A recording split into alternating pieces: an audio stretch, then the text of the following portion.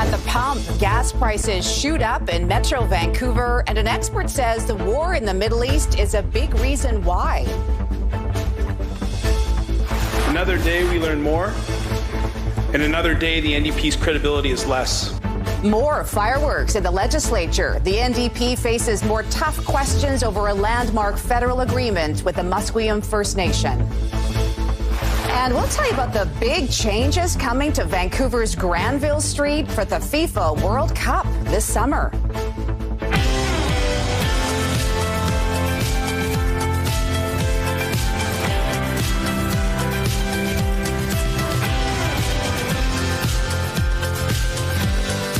Good morning, everyone. It's Thursday, March 5th. Welcome to Your Morning Vancouver. I'm Carrie Adams. If you're filling up your car's gas tank this morning, you might have some sticker shock at the pump.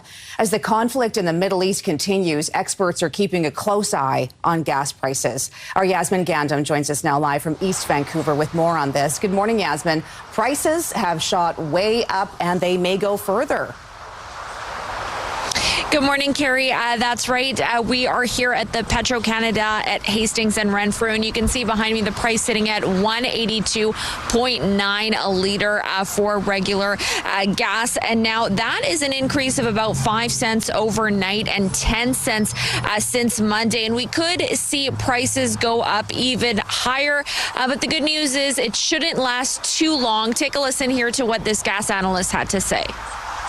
This is probably as shocking as it's going to get, maybe a little bit more on the diesel side, another 10, 15 cents, another 10 cents on the gas side, but that's as far as I see it going for now. McTeague says the price all depends on how long the conflict in the Middle East goes on for. 20% of all oil traded passes through the Strait of Hormuz in the Persian Gulf, which Iran controls. Despite fears the conflict will have a similar impact to Russia's invasion of Ukraine 4 years ago, where the price shot up 20%, McTeague said if that were to happen, it would have already. The average price of regular gas in Vancouver is sitting at $180.9 a liter, according to Gas Wizard. Now, McTeague says although it is concerning due to that conflict in the Middle East, these were the same prices that we saw last year. So it isn't too much of a shock, but we may see prices fluctuate throughout the week, and then things should start to cool down. But he says, of course, as this conflict continues, anything could happen, anything could change. So it is something still to watch pretty closely here. Carrie? Things are unpredictable. Yasmin Gandam joining us this morning. Thank you. Well, meanwhile, dozens of people have gathered in Vancouver to show support for the U.S. and Israeli-led military action in Iran. This was the scene last night at Robson Square. Some held signs praising Donald Trump and Benjamin Netanyahu. A separate group of demonstrators who opposed the military action were also there, and Vancouver police stood between the two sides. It's not clear if any arrests were made. CTV News has reached out to VPD for more information. An update now in the tragedy in Tumbler Ridge. The father of a 12-year-old girl critically injured in the mass shooting says she is making progress in hospital. He posted videos on Facebook showing Maya Garbala enjoying some of her favorite TV shows from her hospital bed. He says it's been so special to see her have a sense of familiarity and comfort. He listed several examples of Maya's improving condition, including clearer CT scans, more physical movement, and her left eye reacting to light, writing, "It might seem little, but it's a lot for her." Well, Premier David Eby is continuing to face tough questions about what he knew regarding a landmark federal agreement between Ottawa and the Musqueam Indian Band. On Tuesday, the federal minister responsible told CTV that Ottawa had briefed the BC government on the deal. However, the premier has repeatedly said he wasn't briefed, although he was at the signing ceremony last month.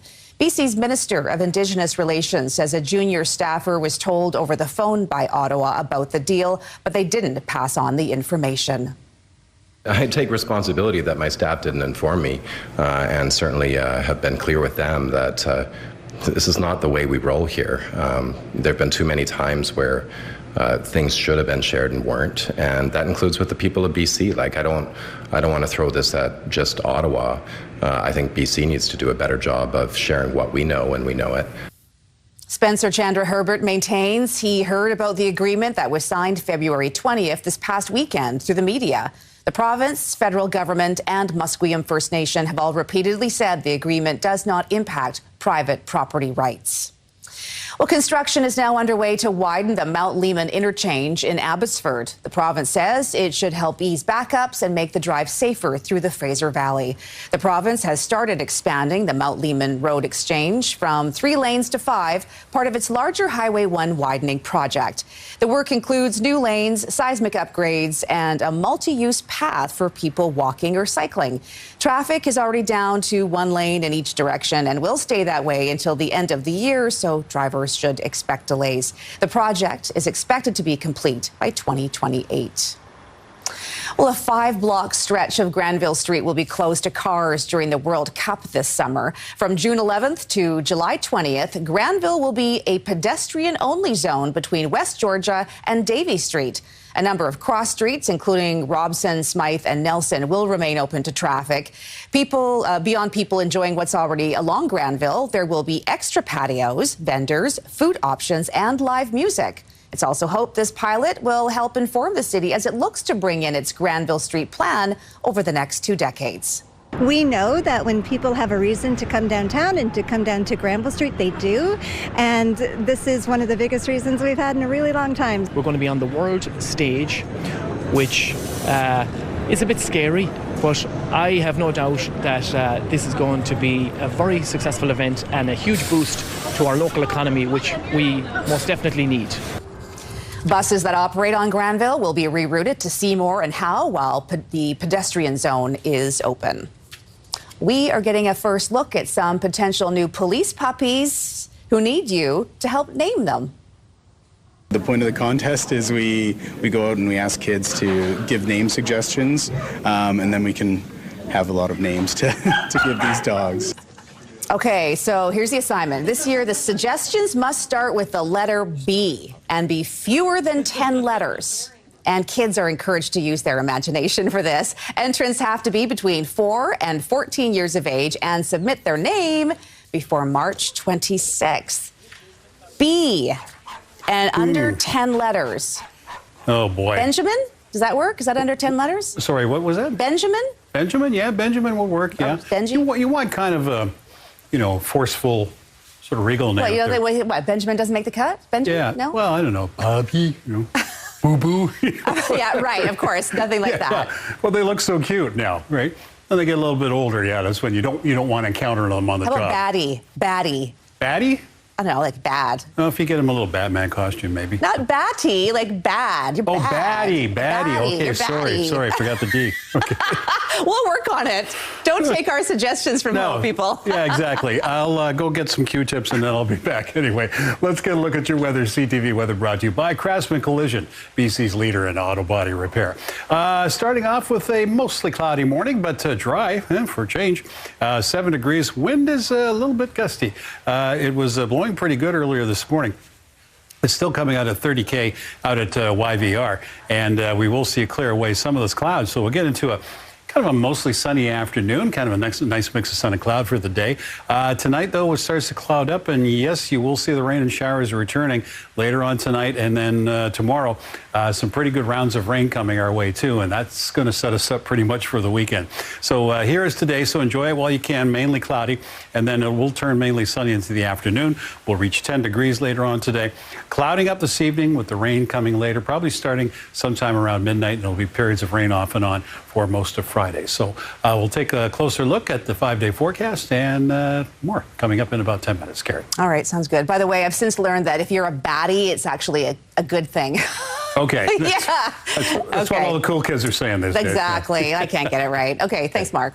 So how are severe wildfires in our province every year impacting our drinking water? What new research is revealing? And the steps BC may need to take to preserve our reservoirs. We'll have that ahead. And the Vancouver Canucks have dealt veteran defenseman Tyler Myers to the Dallas Stars ahead of Friday's NHL trade deadline. What other moves could be on the horizon? We'll have your ringside report coming up next.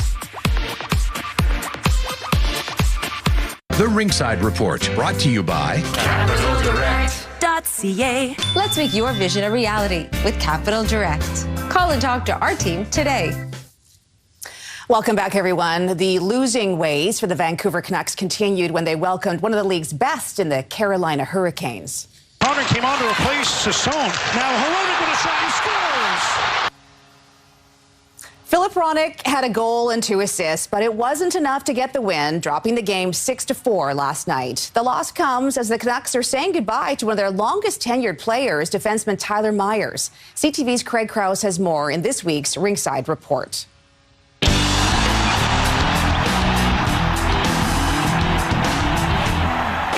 Days before the trade deadline, the Canucks are wasting no time. He did say yes to Dallas. Veteran defenseman Tyler Myers agreed Wednesday to be traded to the Dallas Stars in exchange for a second-round pick next year and a fourth-round pick in 2029. This was something that was coming from the Canucks standpoint. I think they wanted to be able to get some value for a player like Tyler Myers, who's 36 years old. A player who made his mark in Vancouver both on and off the ice. How you doing, buddy?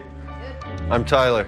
Giving back to the community over his 6 seasons with the Canucks, a player who will be missed. Great guy, so good family man, and I think he'll leave his mark on this dressing room for a long time. He's a great guy, but he's great pro as well. He's such a good leader, such a good human being, and he comes to work every day, and he's a pro, and sets a good example for the young guys, so we're going to miss him, but he deserves a chance to go win a cup. Myers will now be joining a Dallas Stars team who are riding a 10-game winning streak and have their eyes set on hoisting the Stanley Cup this season.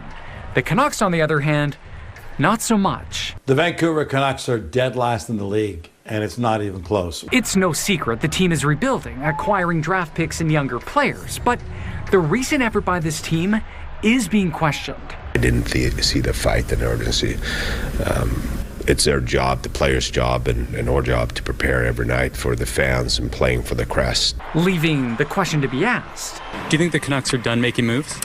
I don't think so. I think they're trying to make more moves, but it's a unique circumstance around this deadline with teams having to carry cap space into the playoffs and things like that. So I think names like Connor Garland and Evander Kane are at the top of the list of players that could potentially be moved. Now, with Friday's NHL trade deadline looming, only time will tell if more players are sent packing.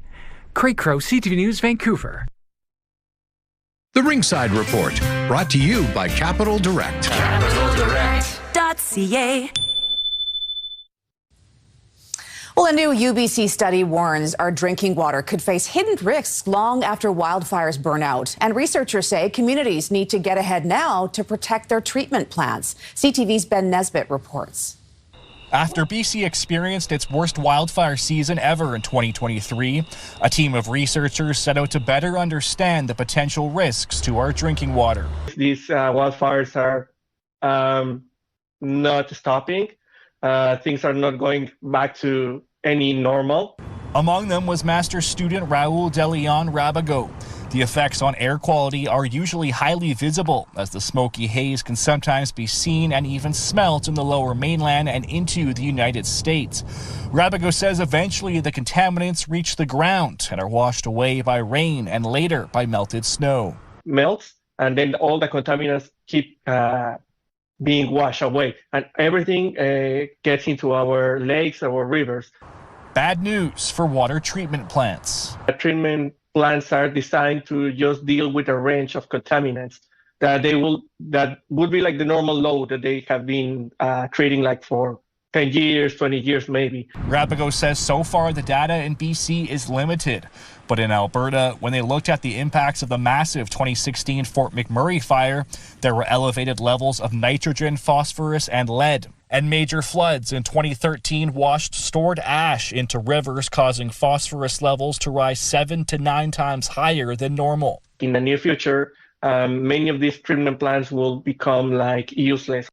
He says this may not become an issue in Metro Vancouver, where there's several reservoirs, but smaller communities, most often impacted by wildfires, will need to increase their budgets. We need to start protecting their watersheds in a more intense way.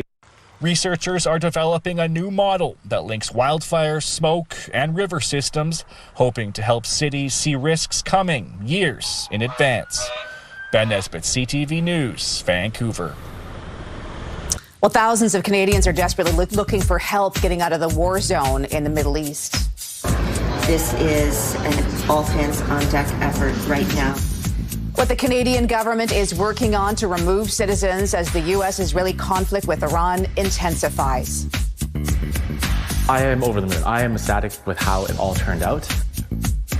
We will meet the Vancouver artist scoring a major FIFA World Cup contract and get a sneak peek at his creation. That's coming up after the break.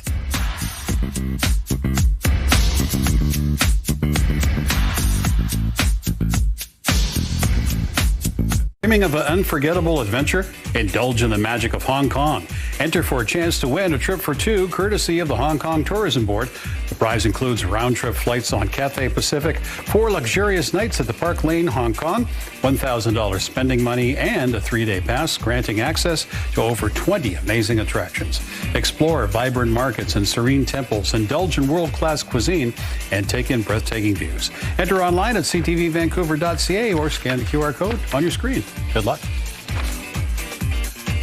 Well, K-pop megastars BTS are back with a brand new album dropping soon and a Netflix comeback fans will not want to miss.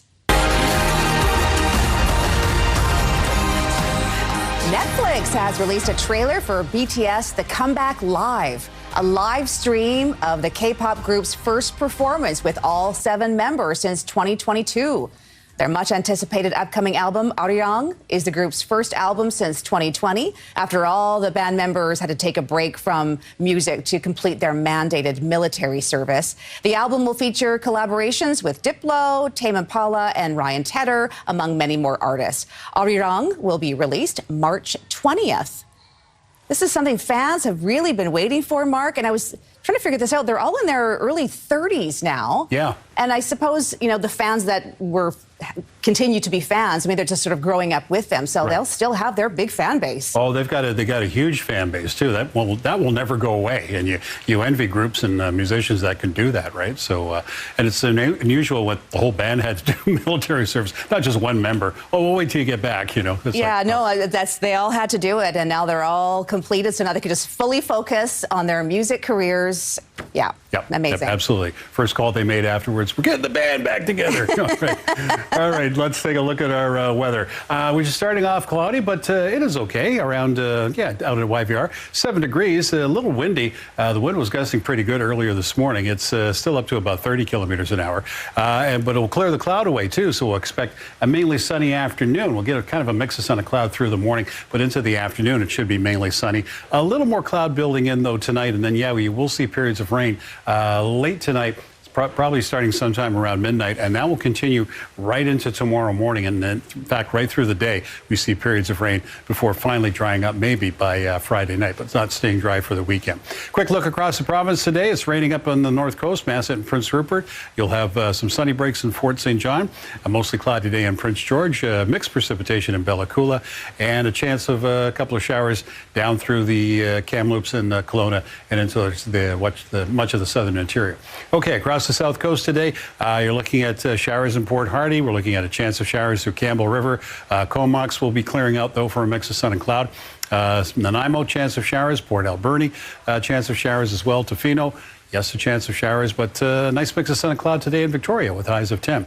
Pretty good across the Sunshine Coast, too. It's sun and cloud and 9 degrees. Up the Sea to Sky region, you're going to run into some showers possibly in the Squamish and Whistler. You can run into some mixed precipitation, too, at times. The temperatures will be around 7. Here for Metro Vancouver and the Valley, we're looking at a chance of a couple of showers maybe this morning out towards Abbotsford. Other than that, nice mix of sun and cloud, and temperatures will reach 10 degrees. Our 5-day. So there's tomorrow, which will be nice. Yeah, rain is back, though, on Friday with showers on Saturday, periods of rain on Sunday. Monday's showers, I should mention, too, Carrie, Monday night. We've got a chance of maybe seeing some showers and some flurries, maybe, too. Flurries, did you say? Flurries, yes, because it is going to get cold enough. Yeah, really? By that night, yeah. Huh. All Remember right. those? Thanks for the Monday heads up there. All right. Thanks, Mark. Okay, well, a Vancouver artist has been given the opportunity of a lifetime. He was chosen as one of 3 designers of the official FIFA World Cup 2026 tournament poster. CTV Shannon Patterson reports. West End artist Carson Ting has a very distinct style. My art is very whimsical, it's very fun, it's very lighthearted. Last fall, Ting was chosen by FIFA to collaborate with artists from the other two host nations on the 2026 World Cup's official poster. I was just completely blown away when I told my mom was actually bawling on the phone. And it got me choked up too as well. And this is just something that is such an epic opportunity, once-in-a-lifetime opportunity. So this is one of their very first original sketches. Ting and his fellow artists immediately got to work on the design. First and foremost, it had to be celebratory. It had to be about unity. It had to be about celebrating the sport on the world's largest stage. The trio used outlines of Canada, the US, and Mexico to create a soccer player kicking a ball, surrounded by art representing the host nations. I wanted to cram as much of Canadian icons in there as possible. In the red portion designed by Ting, there's a moose, a bear, and a Canada goose wearing a Mountie hat. The bunny is my spirit animal. I have it in all of my art, so I couldn't leave the piece without the bunny kicking the ball. While the three artists did meet in person, most of their work was done remotely. From the development to the final art to the final assembly, all three of us put it together collectively, and we would just pass on the files through WhatsApp, and we would just keep noodling and noodling until we were 100% happy, up until the 11th hour actually. On Tuesday, as part of the 100-day countdown to the start of the World Cup, the poster was unveiled. Tell me what you think of the final product. I am over the moon. I am ecstatic with how it all turned out. And when the World Cup comes to Vancouver in June? I am hoping to see it all over the place. So this was one of the very first sketches that made it to the final FIFA poster. Ting is thankful for the substantial commission and the opportunity to share his art on the World Cup stage. I'm going to be definitely watching every game and be completely tuned in. And now you're part of it. And now I'm part of it as well, yeah. Shannon Patterson, CTV News, Vancouver. Wow, how exciting. Awesome. He's going to be so proud of that. Yeah. And now that's going to be good on the old resume. Oh, absolutely. Absolutely. Oh, I just designed this for one of the biggest sporting events in the world. So right. I love the, what does it say, the moose with the Mountie hat? Moose with the Mountie, yeah, Canadian icons. Perfect, he crammed a lot in there. Yeah. And I like that he still put his own little personal touch with the bunny, which is kind of his signature. Yeah, good for him. Ting Carson is going to be joining us in our 8 o'clock hour right here in studio. Oh, great. Look forward to that. Yeah. Get to know a little bit more about him. So good news for Game of Thrones fans. It looks like it's heading beyond the wall to the silver screen. We'll have more on the details of the movie being developed and what we know about the timeline. We'll have that ahead. Also, the struggle for people in Cuba is only getting worse this morning as fuel shortages leave millions without power. As gas prices shoot up across the lower mainland, experts are keeping a close eye at the conflict in the Middle East. We'll tell you more on Your Morning Vancouver.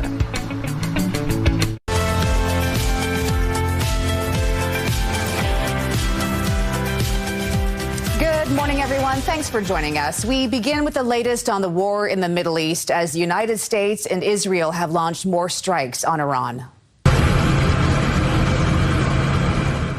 Explosions lit up the sky over Tehran overnight as the fighting entered a sixth day. An Iranian government agency says at least 1,230 people have been killed since the U.S. and Israel launched their attack on Iran Saturday.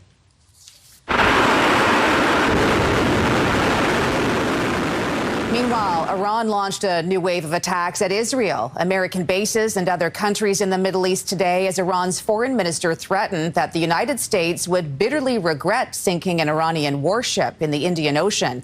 A high-ranking Iranian clerical officer even called for Donald Trump's blood during an appearance on state television. Prime Minister Mark Carney is not ruling out Canada's military playing a role in the war with Iran. One can never categorically rule out participation. We will stand by our allies when it makes sense. There's a distinction between the offensive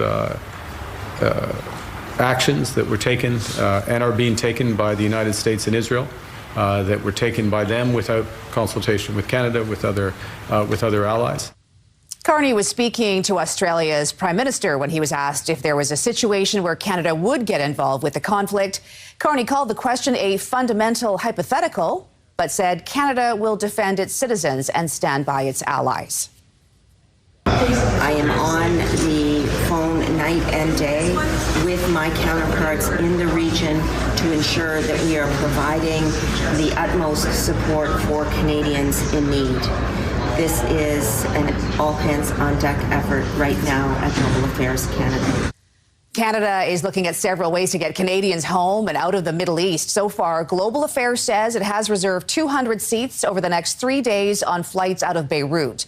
Qatar Airlines has arranged buses to Saudi Arabia for 200 Canadians with existing tickets.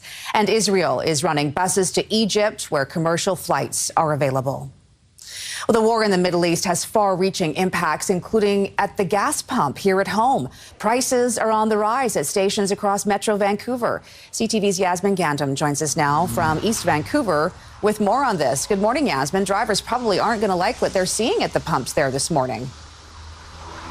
Good morning, Carrie. That's exactly right. We're here at the Petro-Canada at Hastings and Renfrew, and you can see the price sitting at $182.9 a liter. And now we are hearing from experts. A gas analyst that I spoke to this morning says that he is cautiously optimistic and closely watching the conflict in the Middle East. And it all depends on how long that goes on for. Take a listen. Right now, it's been, relatively speaking, muted. I say that because prices have gone up, about $10 a barrel this week. In usual circumstances, we would see it go up 20, maybe even $30 a barrel. What it means, though, for drivers is that, for now, it's been relatively unimpactful, and it could have been even better if we had a stronger Canadian dollar. It's an increase of about 5 cents overnight and 10 cents since Monday, and we could see prices go up even higher, but it shouldn't last too long. 20% of all oil traded passes through the Strait of Hormuz in the Persian Gulf, which Iran controls. Despite fears the conflict will have a similar impact to Russia's invasion of Ukraine 4 years ago, where the price shot up 20%, McTeague said if that were to happen, it would have by now.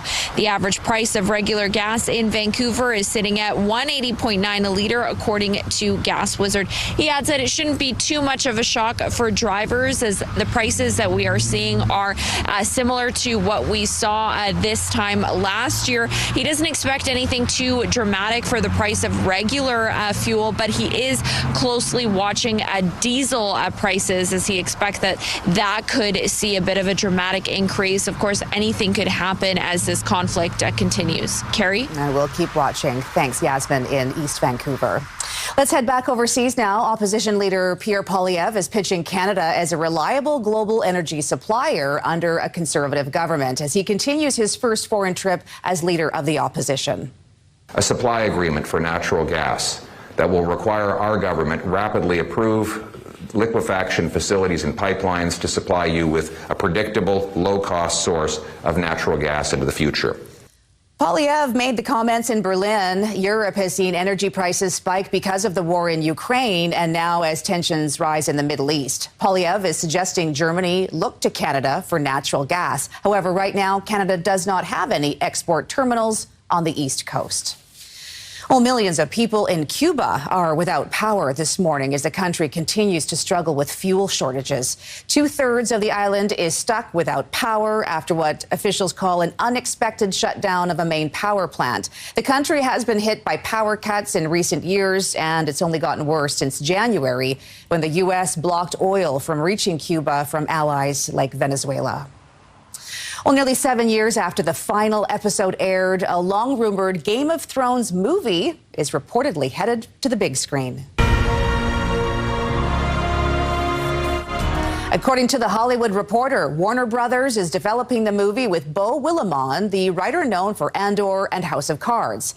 It's expected to be a prequel to Game of Thrones, following the trend of recent spin-offs like House of the Dragon and A Knight of the Seven Kingdoms. No word on when the movie will be released. Okay, so this is really exciting because I know that there's just so many people who love those series. I mean, That was the must-see TV. You had to wait week to week to catch that episode, too. Oh, yeah. I mean, I came to it a little bit later. I didn't see it right from the beginning, but I went back and, caught up. And, after each week I wanted to see it, wanted to see what would happen. Yeah. I'm curious to know if it's a prequel. They probably won't have the same characters But hopefully they will learn more about the characters. Yeah, there's got to be some connection there, too. Oh, there is, yeah. I think this is setting the record, too, for the most prequels. They've had a lot. Yes, they have. That's a lot. There's about 6 on right now. Oh, good. Another 7. We'll make it a full-length movie. All right, let's get to your weather. CTV weather brought to you by Craftsman Collision, BC's leader in auto body repair. It's a cloudy start, and it was a windy start to the day, or this morning. Northwest wind right now at 30 kilometers an hour. Gusting pretty good, though, earlier this morning. And the temperature has been sitting about 7 degrees. Starting to see that cloud cover clear away, and it will gradually clear away once we get into the afternoon. So we'll go from mainly cloudy this morning to mainly sunny this afternoon. Now, it doesn't stay sunny for long. Cloud comes in tonight.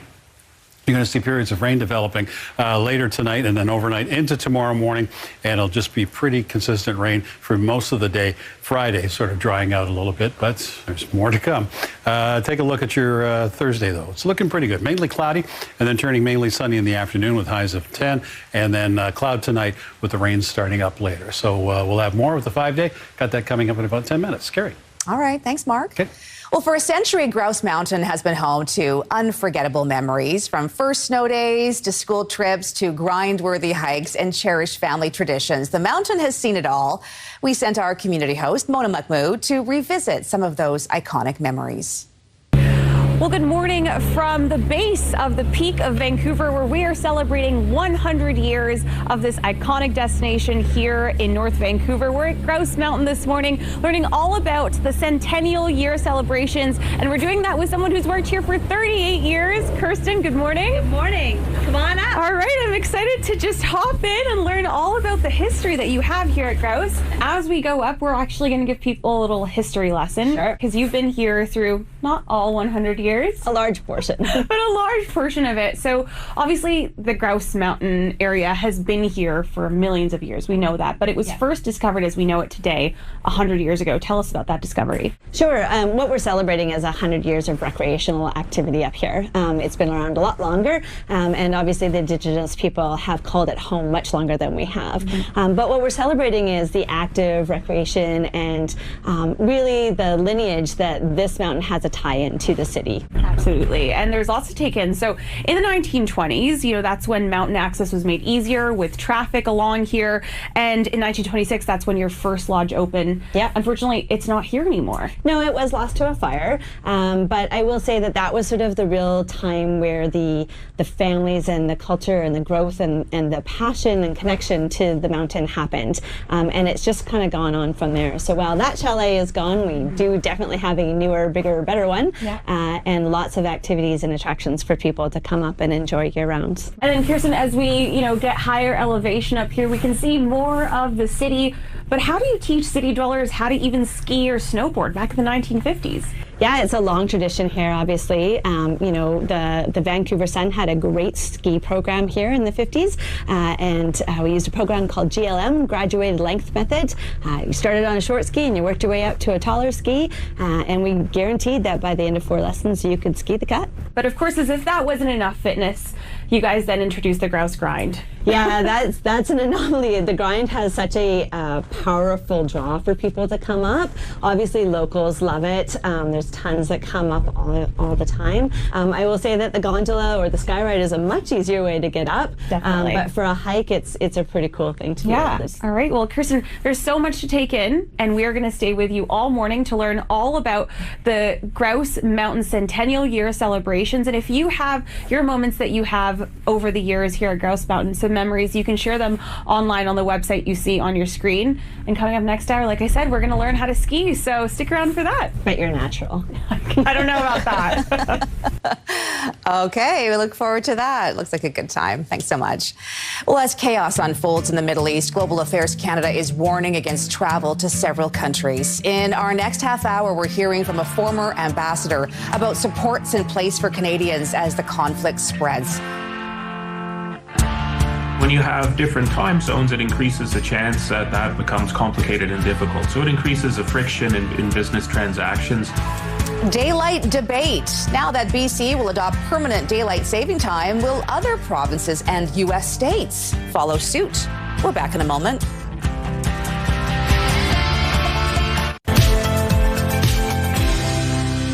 Canada and Australia have signed new agreements on critical minerals as Canadian Prime Minister Mark Carney makes a landmark address to the Australian Parliament, a sign of the developing bond between the middle powers. In a world of great power rivalry, middle powers have a choice: compete for favor or combine for strength, is what Carney told lawmakers. Canada and Australia produce about a third of global lithium and uranium, as well as more than 40% of global iron ore. Well, the Toronto Regional Real Estate Board says about 3,900 homes changed hands in February, down 6.3% from the same month last year, as sales also declined 1% on a seasonally adjusted basis from January. The average selling price was down 7.1% from February of 25. It's just over $1 million right now. The composite benchmark price, meant to represent the typical home, was down nearly 8% year over year. Those are your morning business headlines. For BNN Bloomberg, I'm Roger Peterson. The BNN Bloomberg Report is brought to you by IG Private Wealth Management. Does your financial advisor put you at the center? Well, now to the ripple effects of the Premier's big decision around permanent daylight saving time. David Eby has reached out to the governors of Washington, Oregon, and California, urging them to get on board. CTV's Penny Daflos reports. British Columbians are enjoying each afternoon the daylight lasts a little longer and knowing the semi-annual time change is about to become history. I'm so happy about that. I'm glad they did that. Someone's got to go first, and I think it's an opportunity for us to do that. To that end, Premier David Eby has now sent letters to the states along the Pacific Ocean saying he wants our economies to be aligned for travel and trade to be unhindered. The governors of California, Oregon, and Washington states haven't responded yet, but their state legislatures have passed similar bills, as have senators on both sides of the aisle. Even though the U.S. president also supports it, making it happen still requires congressional approval, which is stalled. All of us have heard from our constituents on this. The American people are sick and tired of changing their clocks twice a year. With so many other issues at the forefront, it's unlikely they'll make progress in the near term.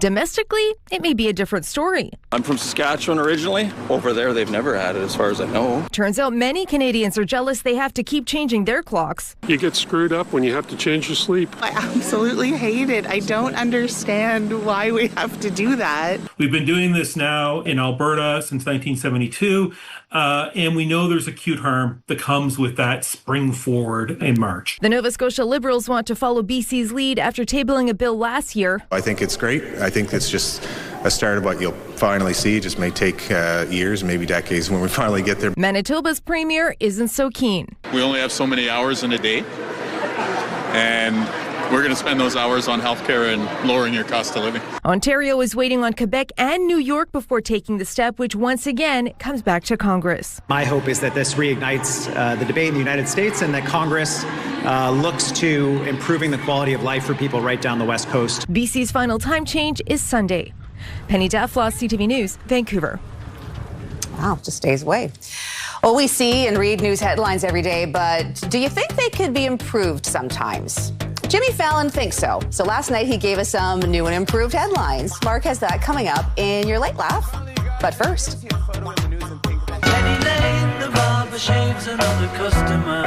On this day in 1967, the Beatles filmed a promo clip for Penny Lane around London, one of the first examples of what later became known as a music video. Your milestones are next. Penny Lane is in my ears and in my eyes. There beneath the blue suburban sky.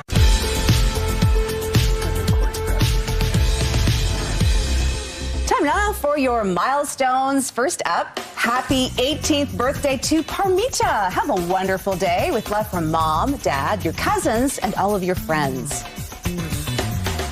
And a happy 7th birthday to Elias with love from your family.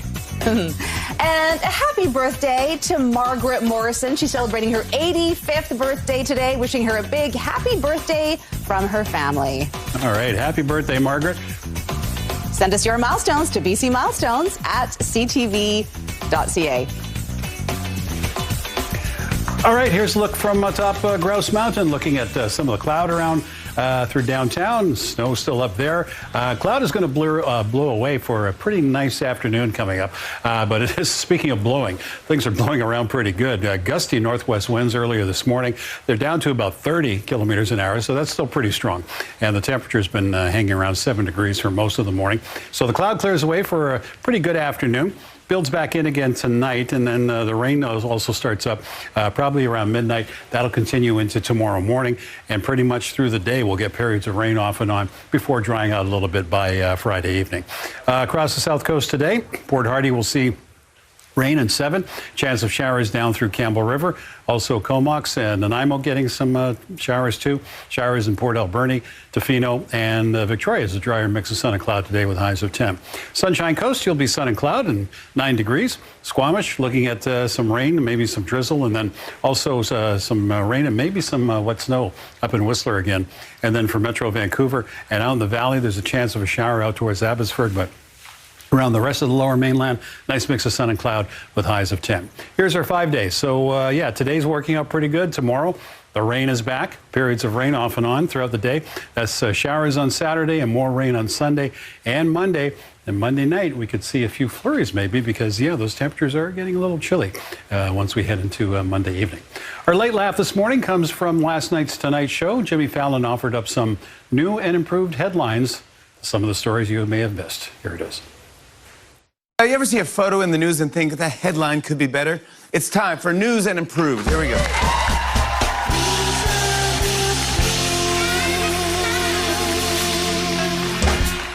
For example, check out this first photo. The original headline was, Lady Gaga performs at Grammys.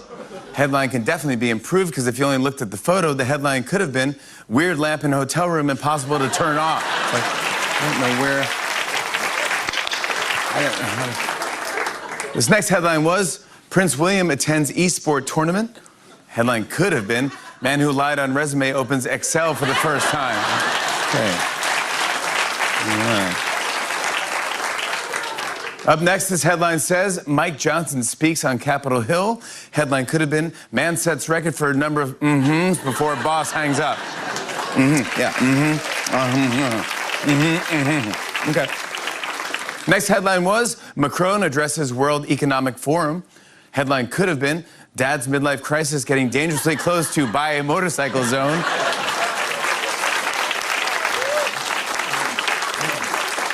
Next headline was, Queen Camilla meets with Paddington. Headline could have been, family worries grandma's new husband only marrying her for money. For honey. Honey. This next headline was, London Fashion Week kicks off. Headline could have been, Tide Pod comes to life, walks runway. That absolutely looks like it does. Detergent pod. Yeah, yeah. Mm-hmm. How about Macron's sunglasses? Yeah. I heard there was something wrong with his eye. Yeah, he had an eye thing. That's why he had that on. But he looked really cool. I'm sure he was. Like, cool. Oh, no. He knew he was cool, too. Did you see the look on his face? Like, yes. Yeah. You are impressed, yes? And you know who does a lot of when they're on the phone? Who? Mark. Oh, yeah. Oh, yeah. He's on the phone with his wife. It's true. There are no words. On the phone with, man. I should keep a little counter. You know, okay. In a good way. Okay, gotta go. Yes. In a really good way. I love he's you, he's discreet. He's like, you know, he's keeping it professional. Yes. Yeah. I know she's watching. That's why I have to say hello. We love you, Amanda. Okay, well, we're learning more about some of the changes coming as Vancouver gets set to host the FIFA World Cup this summer. How Granville Street is being imagined in anticipation of big crowds looking to enjoy the city's entertainment district. We'll have that still to come. I support Chief Sparrow in being clear to this House, to the public, that he's not coming for people's private property. Fallout from a landmark Musqueam deal, the Premier faces political heat about what he knows about the new Aboriginal title agreement. And experts are keeping an eye on gas prices, how high they're expected to climb due to the conflict in the Middle East. Your top stories are next. Well, you might notice higher prices at the gas pump on your commute to work. We're speaking with an expert about why and how long the trend should last. Also, you might be in for a wait if you're trying to catch a flight at YVR. We're tracking delays for both departing and arriving passengers. Another day we learn more, and another day the NDP's credibility is less. More fireworks in the BC legislature. The NDP faces more tough questions over a landmark federal agreement with the Musqueam First Nation.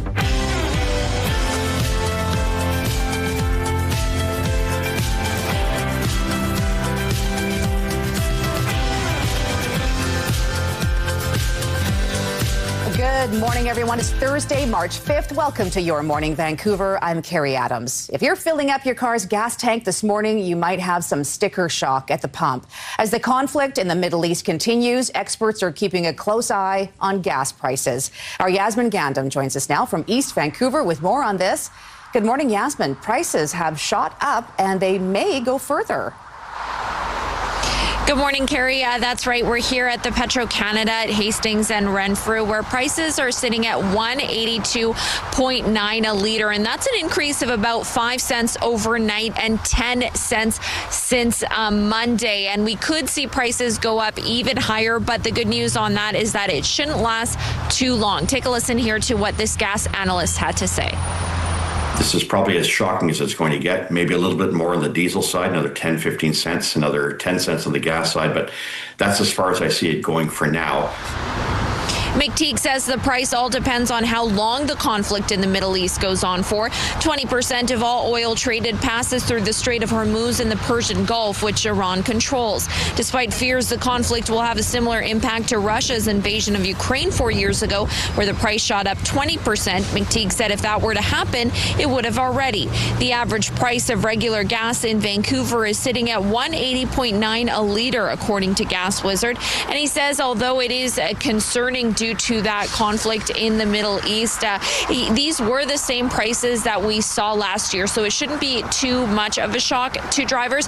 We may see those prices fluctuate, go up a little bit, but then they will start to cool down. But again, as we know, with this conflict continuing, depending on how long it lasts, things could always change. So it is definitely something to keep looking out for. Carrie? And we will be following it as well. Yasmin Gandam joining us. Thank you. Well, meanwhile, dozens of people have gathered in Vancouver to show support for the U.S. and Israeli-led military action in Iran. This was the scene last night at Robson Square. Some held signs praising Donald Trump and Benjamin Netanyahu. A separate group of demonstrators who opposed the military action were also there, and Vancouver police stood between the two sides. It's unclear if any arrests were made. CTV News has reached out to VPD for more information. To breaking news now. If you are heading to the airport this morning, you may want to give yourself some extra time. YVR says you could experience some delays due to what they say is a tech issue. In a statement, YVR says an earlier IT systems issue has caused disruptions for both arriving and departing passengers. They also expect some additional congestion in the terminal and at security checkpoints. Passengers are encouraged to check flight information with their airline before arriving at the airport and are advised to get there early to allow extra time for checking in. Premier David Eby is expected to meet with the head of OpenAI today over the company's response to the Tumbler Ridge tragedy. It comes after Canada's artificial intelligence minister met with OpenAI CEO Sam Altman yesterday and said Altman agreed to make changes to ChatGPT. The meeting was virtual and lasted around 30 minutes. The shooter was banned by OpenAI from using ChatGPT last June because of worrisome interactions. However, they didn't alert law enforcement before the attack last month. BC Premier David Eby is expected to meet with Altman today. He has demanded an apology from Altman to the people of Tumbler Ridge. Meanwhile, the father of a 12-year-old girl critically injured in the mass shooting says she is making progress in hospital. He's posted videos on Facebook showing Maya Gobala enjoying some of her favorite TV shows from her hospital bed. He says it's been so special to see her having a sense of familiarity and comfort. He listed several examples of Maya's improving condition, including clearer CT scans, more physical movement, and her left eye reacting to light, writing, "It might seem little, but it's a lot for her." Well, Premier David Eby is continuing to face tough questions about what he knew regarding a landmark federal agreement between Ottawa and the Musqueam Indian Band. On Tuesday, the federal minister responsible told CTV that Ottawa had briefed the BC government on the deal. However, the premier has repeatedly said he wasn't briefed, although he was at the signing ceremony last month. BC's Minister of Indigenous Relations says a junior staffer was told over the phone by Ottawa about the deal, but they didn't pass on the information. I take responsibility that my staff didn't inform me, and certainly have been clear with them that this is not the way we roll here. There have been too many times where things should have been shared and weren't, and that includes with the people of BC. Like, I don't want to throw this at just Ottawa. I think BC needs to do a better job of sharing what we know when we know it. Spencer Chandra Herbert maintains he first heard about the agreement that was signed February 20th this past weekend through the media. The province, federal government, and Musqueam First Nation have all repeatedly said the agreement does not impact private property rights. Well, now to growing calls for the mayor of Vancouver to directly address the Chinese community after spreading false information about an opposition councillor giving out free drugs.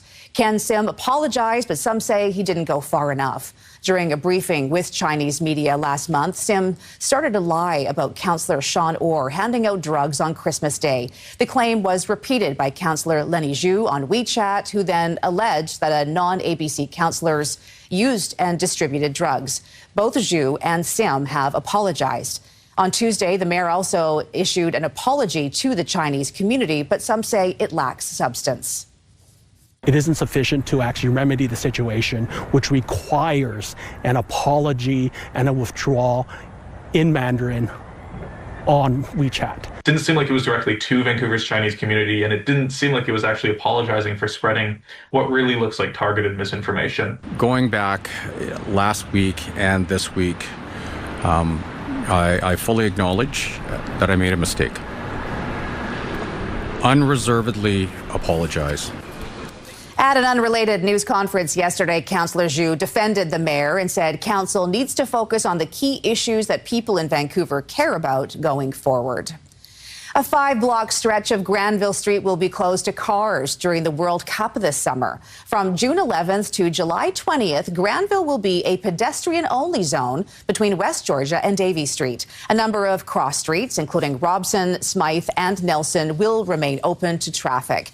Beyond people enjoying what's already along Granville, there will be extra patios, vendors, food options, and live music. It's also hoped this pilot will help inform the city as it looks to bring its Granville Street plan over the next 2 decades. We know that when people have a reason to come downtown and to come down to Granville Street, they do. And this is one of the biggest reasons we've had in a really long time. We're going to be on the world stage, which is a bit scary, but I have no doubt that this is going to be a very successful event and a huge boost to our local economy, which we most definitely need. Buses that operate on Granville will be rerouted to Seymour and Howe while the pedestrian zone is open.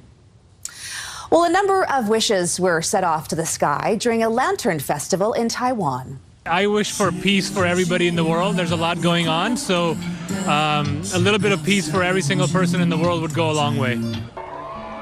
Well said. Hundreds of sky lanterns drifted into the night sky this week, marking a close to Lunar New Year festivities. Visitors wrote wishes and prayed for prosperity in the Year of the Horse.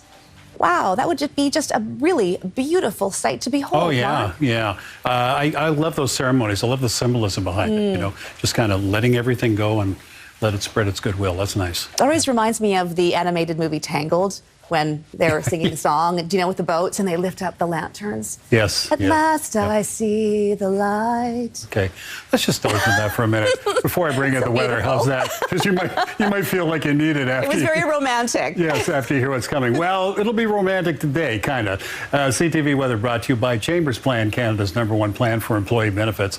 It's more than just health and dental. Learn more at chamberplan.ca. Right now, it is still a little windy. It was very windy earlier this morning. Winds are still pretty good. They're out of the northwest, 31 kilometers an hour at YVR. It's mostly cloudy, 7 degrees. That cloud will clear away later on this afternoon, and we'll get into mostly sunny afternoon.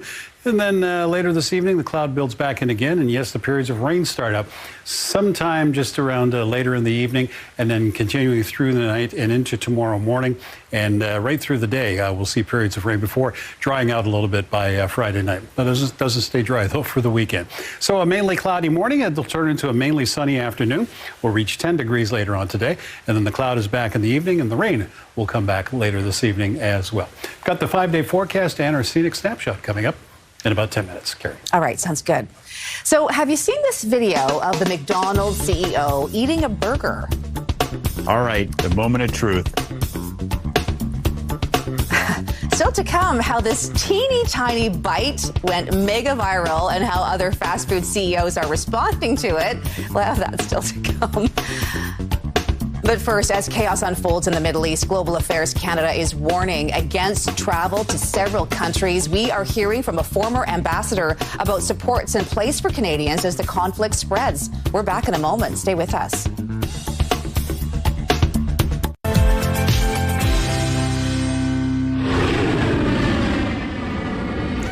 As conflict in the Middle East deepens, there are growing concerns about the safety of Canadians who may be caught in the middle of it. Some are now seeking help to get back home. Joining us to discuss, former Canadian ambassador to Peru and Bolivia, Patricia Fortier. Good morning. Thanks so much for taking the time for us this morning. Oh, thank you very much for inviting me. In your experience, when you have a situation like we do in the Middle East, what is Global Affairs Canada likely weighing right now regarding Canadians caught up in the conflict? Well, you know, it's a never-ending process. Planning goes on all the time, everywhere within Foreign Affairs, but particularly within the Emergency Watch and Response Center and the consular and the emergency management people who are at the front edge of this. At this point, we can see that the Foreign Minister, Minister Anand, has come up with some very concrete steps that she's taking, including block booking of planes, chartered planes, which are different, and you could, and also land transportation to get to where people can fly out.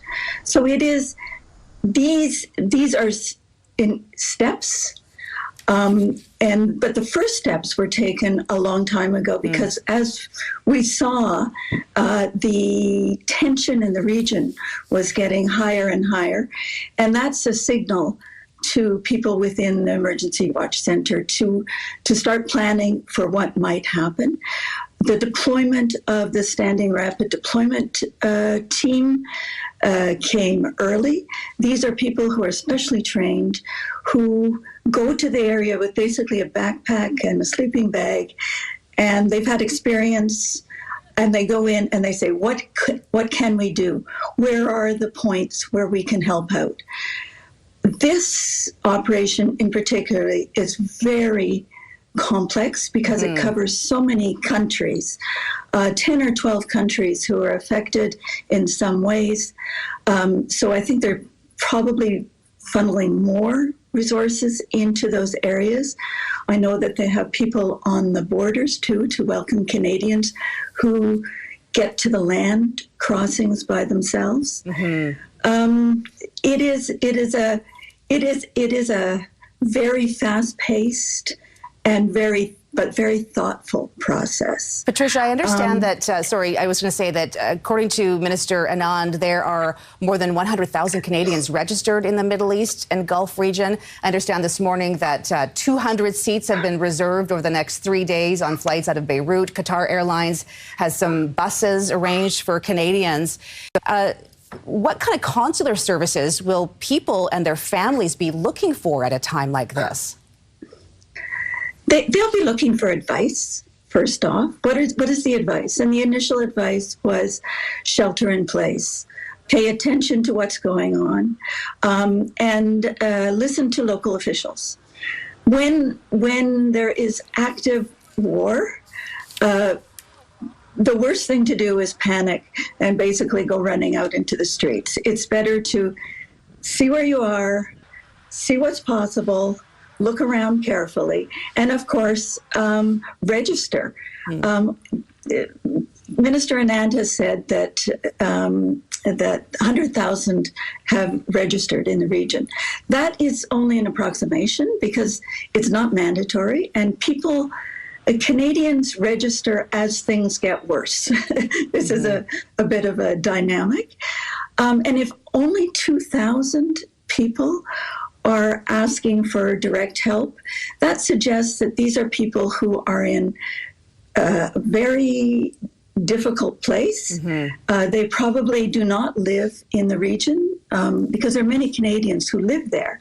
And sometimes they're living in their country of other citizenship. They may have dual or even triple citizenship. So these may well be people who were caught up in the stoppage of airlines going through there. They thought they were just had a stopover for 3 hours, and suddenly they're in a hotel room for 3 days. Yeah, it's such an uncertain situation. Sorry, Patricia Fortier, we're out of time, but I want to thank you so much for joining us with your insight. Patricia Fortier, former Canadian ambassador, thanks for taking the time for us today. A pleasure. Thank you. Well, she's a Winter Olympian. That's a big part of the growth of women's hockey, and she's local. Final seconds, Thompson. Gardner scores!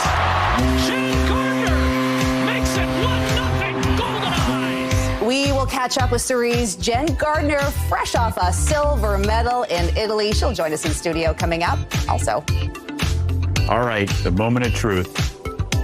Well, have you seen this video of the McDonald's CEO biting into a burger? Still to come, how this little bitty bite went viral and how other fast food CEOs are responding. That's coming up after the break. Unforgettable adventure? Well, indulge in the magic of Hong Kong. Enter for a chance to win a trip for two, courtesy of the Hong Kong Tourism Board. The prize includes round-trip flights on Cathay Pacific, 4 luxurious nights at the Park Lane, Hong Kong, $1,000 spending money, and a 3-day pass granting access to over 20 amazing attractions. Explore vibrant markets and serene temples, indulge in world-class cuisine, and take in breathtaking views. Enter online at ctvvancouver.ca or scan the QR code right now on your screen. 7:23 on this Thursday, which started off pretty windy. It still is pretty windy, too, at the moment, and it will get up to about 12 degrees later on today. Make that around 10. The average is about 9 for this time of year. Last year, we were sitting at about 10, and the record on this date in 1937 set in 17 degrees, so sunset just after 6 o'clock this evening. If you take a look at our storm tracker, looks like the cloud will clear away for a pretty sunny afternoon. As we get into this evening, you'll see more cloud back, and then periods of rain starting late tonight into the overnight hours, and then by tomorrow morning, yes, we'll get a lot of rain throughout the day, too, and then it finally dries up on Friday, but we're not done with the rain just yet. Take a look at the day across the south coast. You're seeing rain up in Port Hardy. You're seeing chance of showers through Campbell River. You do see a mix of sun and cloud in towards Comox, and also Nanaimo will see a chance of showers. Port Alberni has that chance, too. A chance in Tofino. So you're saying there's a chance. And then a mix of sun and cloud in Victoria today with highs of 10. Sun and cloud across the Sunshine Coast, 9 in both Powell River and Sechelt. Squamish will see some periods of drizzle and 10. Whistler, you're looking at showers, maybe mixed at times with some flurries, especially later on this evening. And then mix of sun and cloud across the lower mainland. There's still a chance of a sprinkle or two out towards the valley in Abbotsford today or this morning. But sun and cloud for the rest of the afternoon. And then the rain moves back in on Friday, Saturday. Sunday, we're looking at showers and periods of rain and a chance of showers also on Monday. Here's our scenic snapshot this morning. Thank you to DJ Barden for taking this gorgeous picture, heading down Howe Sound on the highway. It's one of my favorite movies coming down that highway, too. Or one of my favorite scenes coming down that highway, too. If you'd like to send your scenic snapshot, you can email us at scenicsnapshot@ctv.ca. That's what I do, Carrie. I close my eyes, pretend I'm in a movie. Well, they should make a movie of that. It's absolutely stunning. Absolutely, yeah. Thank you for that. All right. So a battle of the burger bosses is developing online. It started with a promotional video from McDonald's that sparked quite the reaction on social media. And now Wendy's is entering the fray as well. ABC's Danny New reports. All right, the moment of truth. One small bite for man. That's a big bite for a big arch. one giant controversy for the internet. In the past few weeks, social media has been having a whole Big Mac's worth of fun with this video of McDonald's CEO Chris Kempczinski as he tries to demonstrate his love of the fast food chain's new Big Arch burger. As you can see, he does not exactly take the biggest bite. One commenter even shared a screen grab from this SpongeBob scene where Squidward cautiously tries a Krabby Patty for the first time. Meanwhile, another commenter wrote, somebody said he was eating that burger like he was a contestant on Fear Factor. I love this product. It is so good. Kempczinski also refers to the burger as a quote-unquote product multiple times, which commenters also poked fun at for sounding so businesslike. In fact, McDonald's is now also having fun with this attention, sharing a photo to X and saying, take a bite of our new product. But did we think the other burger companies would really sit this out? On Monday, Burger King CEO Tom Curtis rolled up his sleeves and got in the kitchen, albeit protected by an apron. I thought I'd come down to our kitchen here at Wendy's. And then on Wednesday, oh, what do you know? Wendy's U.S. President Pete Serkin suddenly had a hankering for a Baconator. Absolutely wonderful. And he took not one, not two, not three, but 4 bites before washing it down with their signature Frosty. One commenter writing, my goodness, move aside cola wars of the 80s and 70s. The burger wars of the 2020s are here. Oh, my goodness.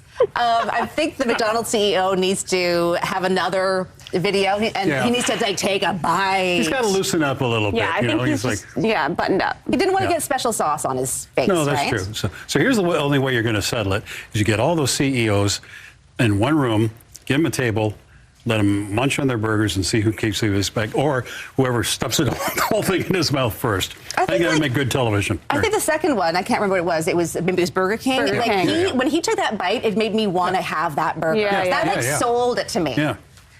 We did have a McDonald's executive on last month for a segment, and we did take a bite. Did he take a burger. good bite? Was it a good bite? He did. I think he took a TV-friendly bite. TV bite. There you go. That's just what you like. I don't know. I never do it. I don't do TV carried bite. away. I just eat it. I'm watching sports in the living room, sort of like. Exactly. Okay, Grouse Mountain is celebrating its 100th birthday. Mona, you've been hitting the slopes. Yeah, hitting. You go, girl. Yeah, it's coming up. We are taking a closer look at Grouse Mountain and how they're marking this adventurous occasion.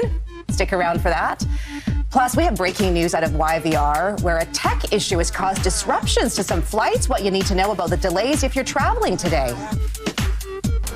Why the price of gas shot up overnight and how long it could last. We'll tell you on Your Morning Vancouver.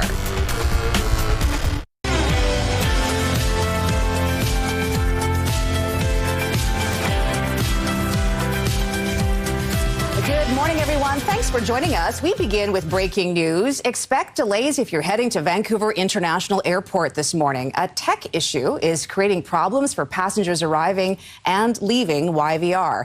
In a statement, YVR says an earlier IT systems issue has caused disruptions to early morning operations.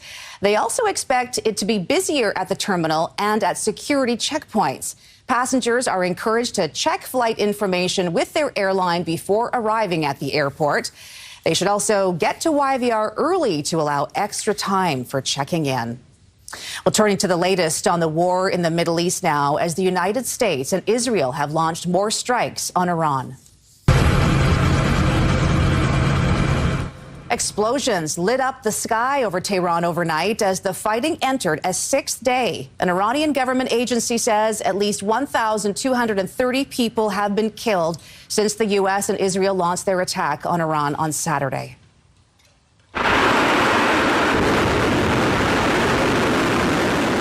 Meanwhile, Iran launched a new wave of attacks at Israel, American bases, and other countries in the Middle East today, as Iran's foreign minister threatened that the United States would bitterly regret sinking an Iranian warship in the Indian Ocean. A high-ranking Iranian clerical officer even called for Donald Trump's blood during an appearance on state television. Prime Minister Mark Carney is not ruling out Canada's military playing a role in the war with Iran.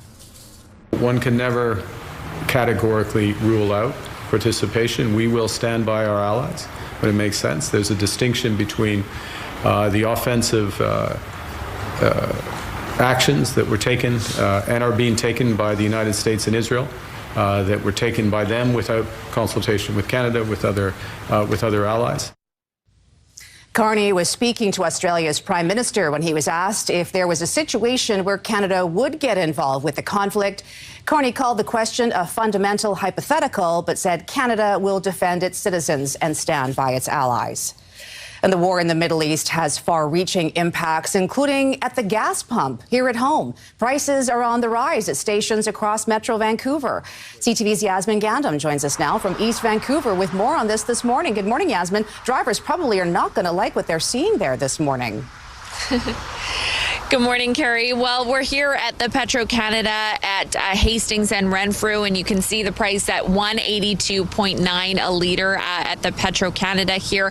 And now we did speak with a gas analyst this morning who says he is cautiously optimistic. He says it really depends on how long this conflict in the Middle East lasts, and that'll help kind of determine where the prices will be. Take a listen. Right now, it's been, relatively speaking, muted.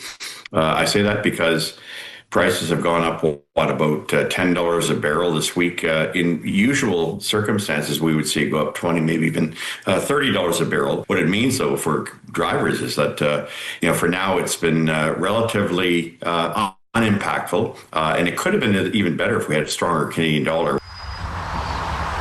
It's an increase of about 5 cents overnight and 10 cents since Monday, and we could see prices go up even higher, but it shouldn't last too long. 20% of all oil traded passes through the Strait of Hormuz and the Persian Gulf, which Iran controls. Despite fears the conflict will have a similar impact to Russia's invasion of Ukraine 4 years ago, where the price shot up 20%. McTeague said if that were to happen, it would have already by now.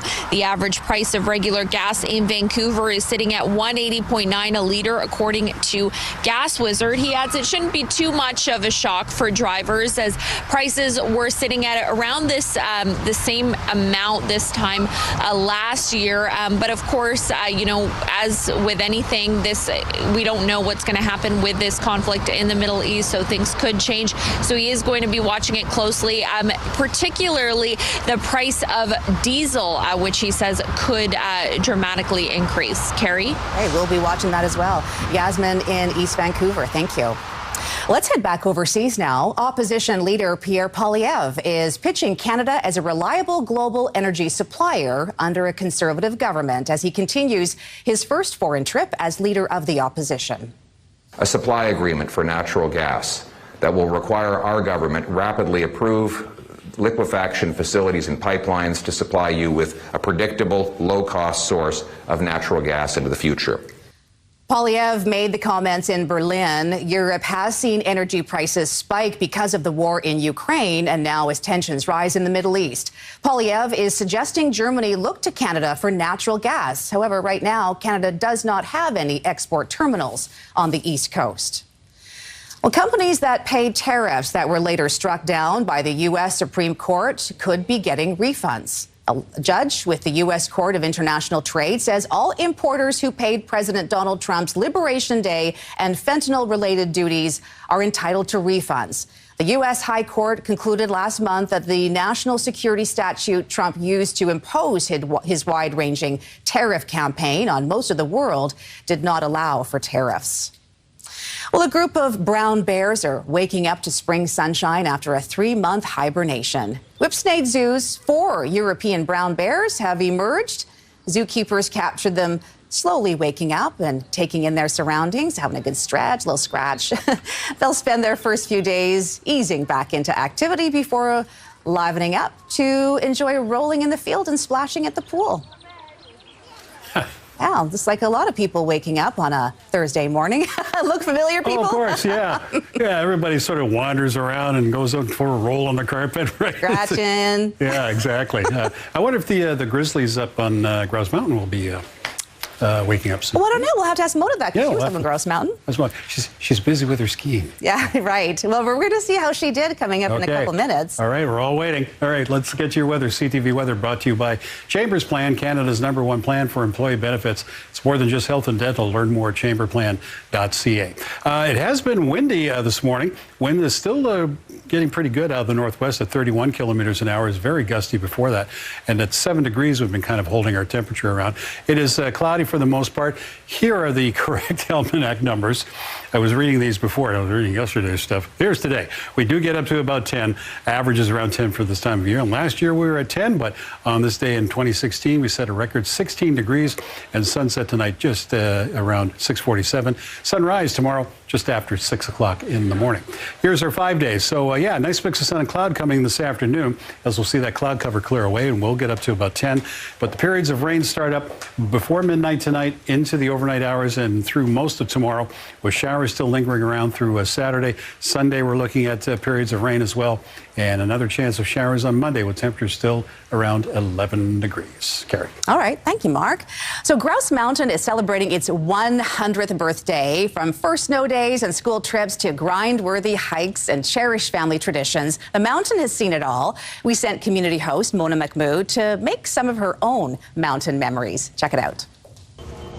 All right, good morning from paradise. Literally, this run here at Grouse Mountain is called Paradise, and we are joined this morning by someone who's worked here on Grouse Mountain for 38 years, teaching people how to ski and now making sure they have a good time doing it. Yep. It's Kirsten Hill. Good morning to you. Good morning. So, Kirsten, we made our way up the gondola. You're going to teach me how to ski. Yep. I've only done this once before, long ago, during my Ottawa University days. So, what do we need to do? I've been lucky enough to get my skis even on. Yep. No, you did phenomenal with that. Thank you. Yeah. I think the big thing about learning to ski is that you have fun, right? This is a fun sport and it can be a lifelong sport. So we're going to go over some of the basics, learning how to snowplow and how to do a couple basic turns. All right. Well, let's do it. Okay. So we want to just slowly do pizza towards, see where that tree is? Yeah. That's where we want to go. So you can even do it a couple times. You can push with your poles. You can go a little bit straight and then into the pizza because you want to feel comfortable getting that shape. So I'm going to go first. Okay. And you're going to follow. Okay. Push with your legs, right? Or with your arms. There you go. I'm skiing. You're skiing. If you actually look at your ski boot when it's not on, your ski boot is tilted forward. So you want to use that momentum because that is how you're going to get down the hill. And use your poles to push with momentum there. Okay. Right? There you go. Oh, shoot. Shoot. Okay, now pizza. Shoot. Pizza. Shoot. Pizza. Okay, fall to the side. There you go. Fall to the side. There you go. Now you're halfway down. Okay, well, as you can see, I've made my way down, but not in the way you want. I have fallen, but I'm going to get up. So how do I do that? It's a center of weight movement back over. So it's your first day. I'm going to give you a hand. Thank you. Use that hand there, and then 1, 2, 3. There we go. Stand up straight. There you go. Sorry. Okay, now see how you didn't slide? Yeah. That's the important part of making sure your skis are in the right angle so you're not going downhill the wrong way. No. Yeah. Well, Kirsten, there's a lot of me falling and there's a lot of me getting up, but there's also a lot of mountain memories to be made as I'm making my own right now, my first time here. But, you know, over the last 100 years, so many people have come and learned on, you know, Paradise and other runs here at Grouse Mountain. So what are you encouraging folks to do for your centennial year? I want them to come up and play and start the next 100 years of memories and fun. You know, we've got a lot of products for people to come up year round. Our Y2 Play Pass is now on sale. It's a lot of fun. So, you know, come up, take our lessons. We've got kid lessons through spring break. We've got adult lessons year round or winter season long. So come up and have fun. Talk to us a little bit about, you know, what is there to do here on the mountain if, you know, skiing isn't your forte? Sure. We're really lucky because we have a little bit of everything. And even in the winter, if you don't want to ski or snowboard, we've got snowshoeing, we've got ice skating, we've got our light walk and lots of food and beverage options. Yeah. And then in the summer, it's a whole new world. We've got our shows like our Lumberjack show and our Birds of Motion demonstration, along with lots of hiking available. We've got kids camps. You know, you can go up and see the view from the very top. Yeah. It's a pretty magical place. And we're going to head down now to the show gallery to see the timeline of the last 100 years of Grouse Mountain as they celebrate their centennial. You can send in your mountain memories as well. Just use the hashtag mountain memories and head over to Grouse 100 to see all the centennial events going on throughout this year. All right, I think it's time for us to head back down. All right. Let's do it. Let's go. Bye. That's my favorite part. Going for another round. There you go. Bravo. My favorite part was going back down to leave. Well, Not because I didn't have fun, but because it was scary and doing it on camera, it's really intimidating. You were bundled head to toe. And I don't know about that pizza. That was definitely more like French fries. I was yelling. I am doing pizza, but I don't think I was after reviewing the footage. It was fun watching you give it a whirl. It was more French fries. Yes. It was definitely more French fries. Wow, there's so much going on at Grouse Mountain. I know, There's a lot. I think I'm going to enjoy it more in the summer. Oh, let's do zip lining. The zip lining looks like so much fun. Yeah, it does look fun. Do you guys ski, by the way? Oh, yeah, I'm a skier. No. You did much better than I did. I was the same way. As soon as I got on those skis, I went, oh, that's not a good idea. I'll have to show you guys I'd rather how go it's and eat French fries and pizza right There you go. That's your French fries and pizza. Exactly. Yeah. Well, happy 100 years to Grouse Mountain. Yes. So how are severe wildfires in our province every year impacting our drinking water? What new research is revealing and the steps BC may need to take to preserve our reservoirs? We'll have that in our next half hour. But first... Final seconds, Thompson. Gardner scores! Shane Gardner makes it 1-0 Golden Eyes. There she is, a local hockey star and Winter Olympian. Up next, we're joined in studio by Jen Gardner, fresh off the Winter Games. Stick around. We're back in a moment.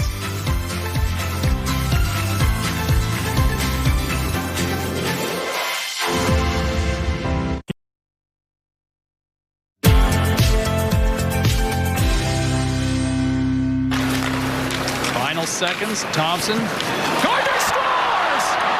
Shane Gardner makes it 1-0 Golden Eyes. There is no denying the growth of women's hockey with the addition of the PWHL and increased competition at the international level. We are joined now by someone who knows all about that. Surrey's Jen Gardner, a member of Team Canada and the Vancouver Golden Eyes and silver medal winner. Good morning, Jen. Good morning. So excited to be here. Thank you so much for being here. So fantastic to have you. You're fresh off the Winter Games in Italy. I'm not sure if you're still riding that high. It must be absolutely incredible. Of course, Canada won silver medal in hockey. Just an incredible experience for us as fans. What was it like for you? Oh my gosh, yeah, it's been a whirlwind. I haven't really resonated with the fact of just going to the Olympics and the entire month of February away and just the experience that I had. But from the moment I got the call on January 8th that I made the team, it just was a dream come true. And to get to share that with my entire community and just make everybody so proud, it just means so much to me. So it was the experience of a lifetime. No kidding. And the country just cheering you on at the games. First of all, can we just see your medal? Because you have it in your hand there. Yeah. This is the silver medal. It's a close-up shot of that. Just hold it still for a second so we can see it. Yeah. Absolutely stunning. Does it resonate that you've won this yet? Not quite. It doesn't feel real that I'm holding this. It's also pretty heavy. No kidding. Do you mind if I? Yeah. Do you mind if I? Don't mind if I do. Yes. Oh, that does have some real weight to it. Yeah. It's cool, but yeah, I never really thought I would have one of these myself growing up, so it's pretty cool. That's heavy. I don't know, you probably can't wear that around your neck for too long. No, honestly. Put it on every once in a while, that's for sure. Let's talk about the games, because there was a moment during the games when you scored your very first Olympic goal. That must have been so exciting. I wonder what was going through your mind in that moment. That was the game against Finland. Yeah, I think when you're an athlete, you just you have your mindset on making the team, but also in this moment, like, how can we win a gold medal? And I think we were all just trying to find our way to have an impact on our team, and whatever that looks like, whatever our role might be, and just being such a tight-knit group. We were so excited the entire tournament, but it was just so special when I saw the puck go in the net for that very first time. It just it was so exciting. My teammates were so happy for me, and just it kind of all sinks in that you're at the Olympics, you scored a goal, and have an impact on the score sheet as well. That is incredible. And I understand some family and friends traveled all the way to Italy to watch you. What did that do for you, knowing that you had your close family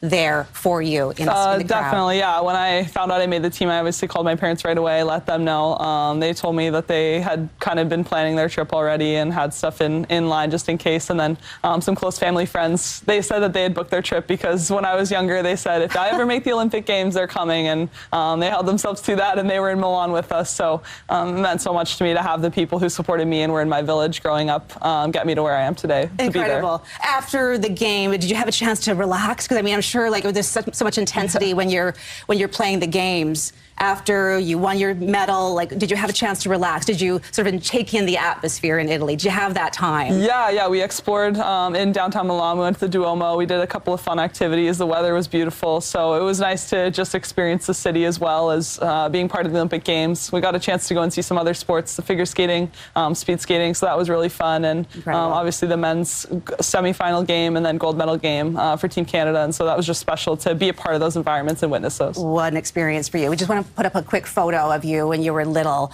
because I think this is the moment where we want to ask you, like when you were growing up playing hockey in Metro Vancouver, there you are, 2005.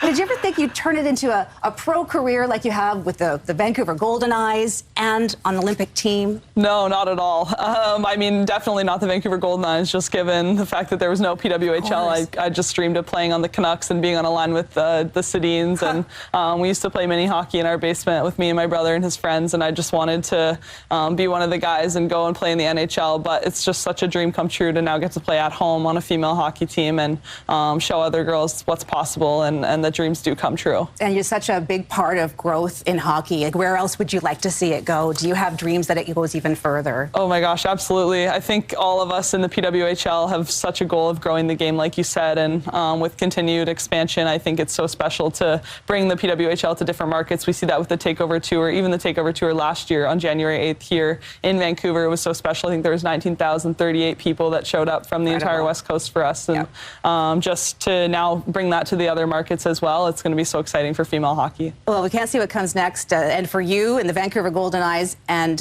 as an athlete, congratulations. I think everyone in Metro Vancouver is so proud of you and so great that you could join us here. Thank you, guys. Thank you for coming in. Thank you. Pleasure to meet you.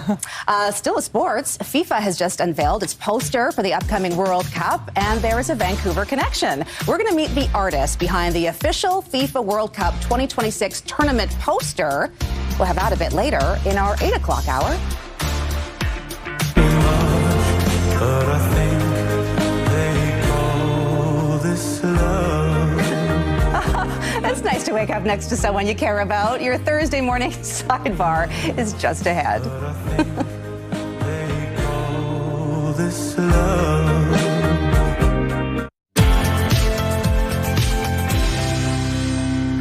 All right, 7:54, heading out to school. It's not a bad morning. It's partly cloudy, still a little windy. Wind is out of the west right now, gusting at 31 kilometers an hour at the moment. Nice mix of sun and cloud this morning. It's 8 degrees. It will warm up to about 10 later on today, and we'll get into a nice afternoon.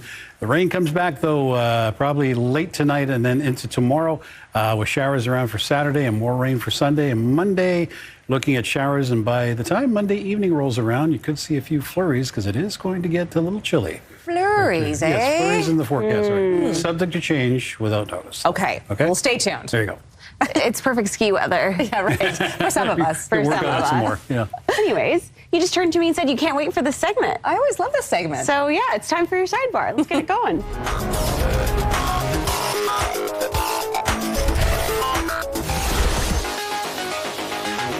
All right, we kick things off with a clever way to get new customers into your shop.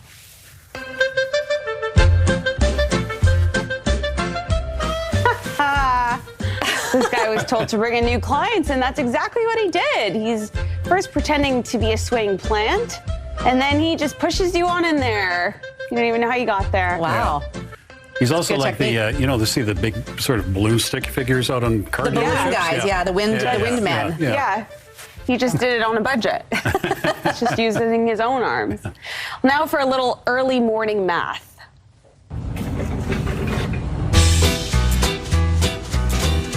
$85 pizza slices minus your age plus 40 is the new. You're born, am I right? Oh, according to the site, if you take 85 minus your age plus 40, that will equal the year you were born. 85 minus your age, that's 29. Okay. 55, 60%, 85, 30. I'm not good at math. Plus 40. Oh, that's so true. It worked for me. It did? Yes, it did. It took me a while to do the math. But yes, How it does worked that out. work? Perfect. Yeah. I'm an old guy. It's going to take me forever to try and figure it out. 85 minus your age. Yeah. 29. See, like it's a not an even number, so that's going to mess me up right now. Oh, 85. You know what? I'll come back to you guys. Yeah, mine was easy because I was like 55. So Oh, it's like, shoot. yeah, worked out. Okay. Finally, the best part of waking up is seeing the one you love beside you. But I think they call this love. I mean, yeah. Yeah, look at this face. Trevor the Iggy is the apple of his dad's eye. I wonder if he wears that to bed for real, like that hat and those pajamas. And they stay on all night. Yeah, and the blankets are like not messed up at all. No. So. And he's not. And he's he's under the blankets, not on top of the blankets. Exactly. Right? Yeah. So cute, though. 75, 65. Time. Okay, Yeah. That's all. Bring in the calculator. Get working on this later. One right here. Darn it. Okay. Thanks, Mona. Yeah. You could say they're launching their future in science, literally. Some local students have created a contraption that catapulted them right into a big physics competition at UBC. We're going to get to check it out right here in studio, still to come. Also, experts are keeping an eye on gas prices, how high they are expected to climb due to the conflict in the Middle East. This is an all-hands-on-deck effort right now.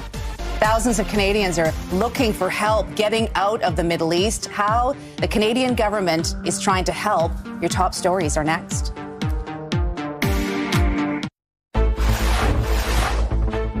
We are tracking breaking news out of Vancouver International Airport this morning. Why arriving and departing passengers are being told to expect delays.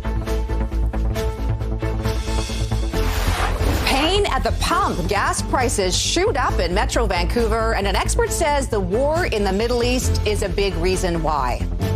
And big things are coming to Granville Street. We'll tell you about the changes happening for the FIFA World Cup.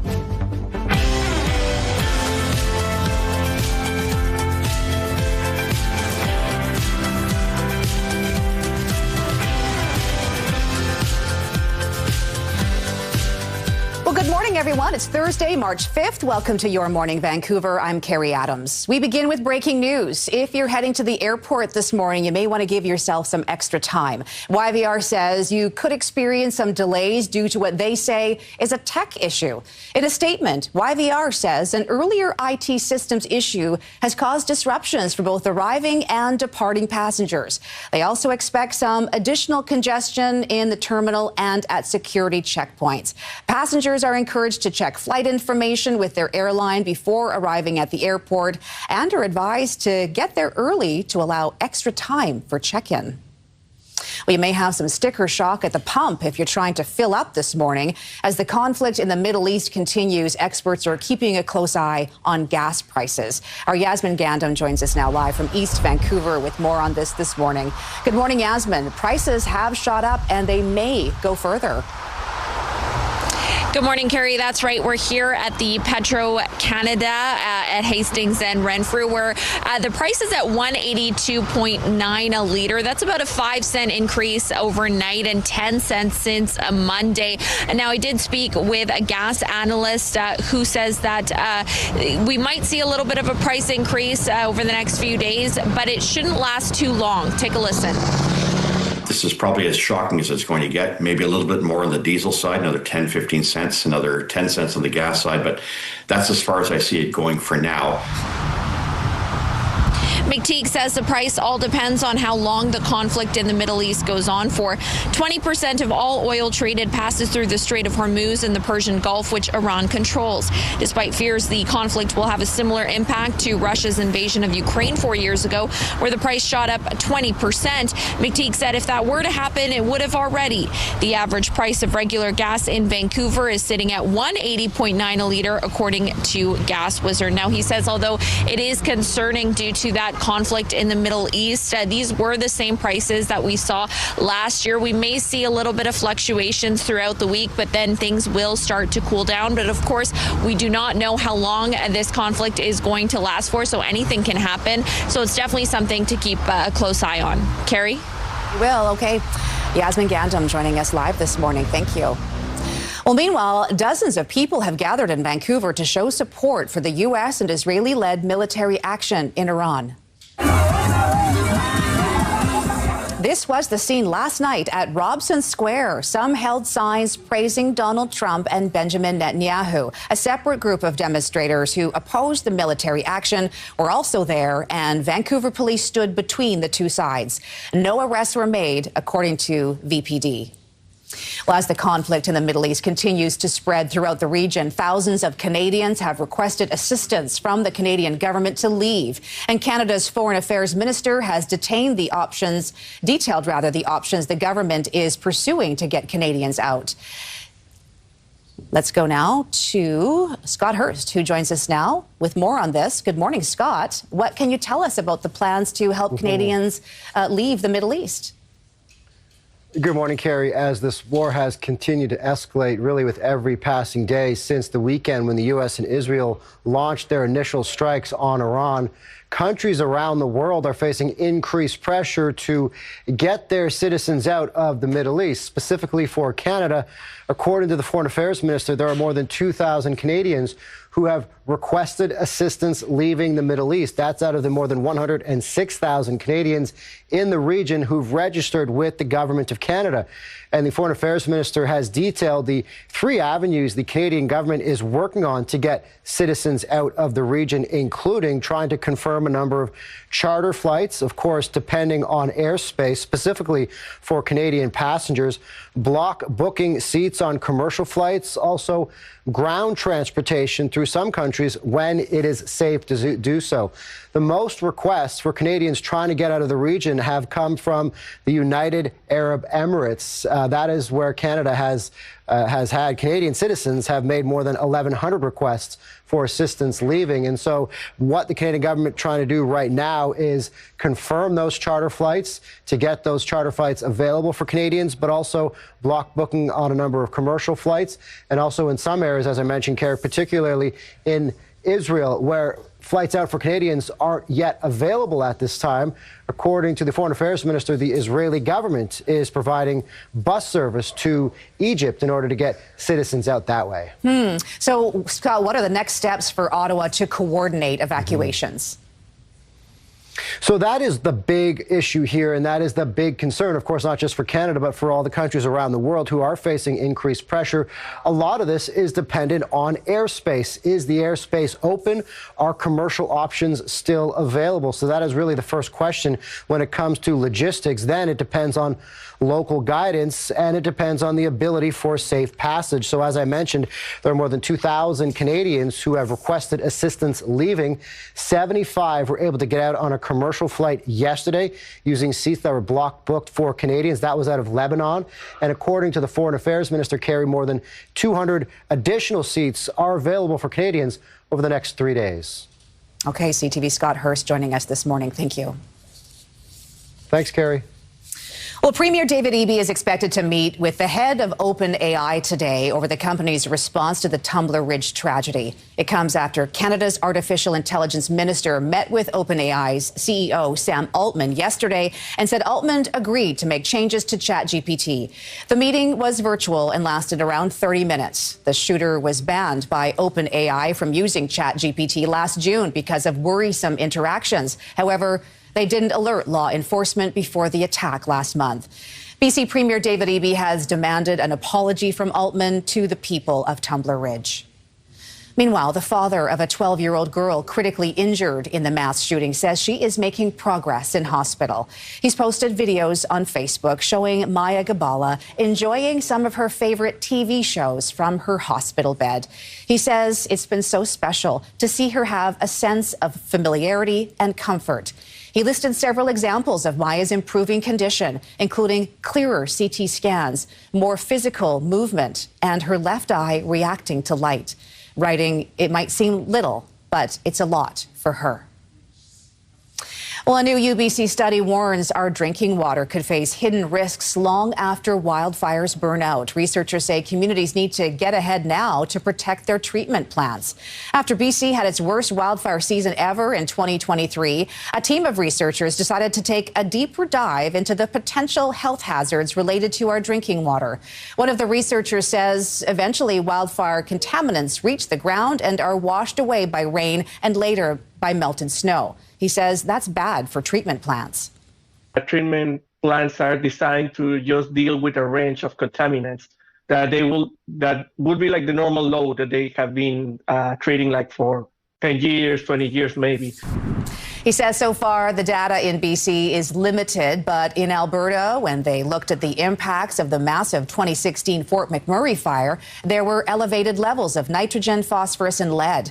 They also looked at major floods in 2013, which washed stored ash into rivers, causing phosphorus levels 7 to 9 times higher, which he says makes treatment plants useless. Researchers are developing a new model that links wildfires, smoke, and river systems, hoping to help cities see risks years in advance. Well, a 5-block stretch of Granville Street will be closed to cars during the World Cup this summer. From June 11th to July 20th, Granville will be a pedestrian-only zone between West Georgia and Davie Street. A number of cross streets, including Robson, Smythe, and Nelson, will remain open to traffic. Beyond people enjoying what's already on Granville, there will be extra patios, vendors, food options, and live music. It's also hoped this pilot will help inform the city as it looks to bring in its Granville Street plan over the next couple of decades. We know that when people have a reason to come downtown and to come down to Granville Street, they do. And this is one of the biggest reasons we've had in a really long time. We're going to be on the world stage, which is a bit scary, but I have no doubt that this is going to be a very successful event and a huge boost to our local economy, which we most definitely need. Buses that operate on Granville will be rerouted to Seymour and Howe while the pedestrian zone is open. We're getting a first look at some potential new police puppies who need you to help name them. The point of the contest is we go out and we ask kids to give name suggestions, and then we can have a lot of names to give these dogs.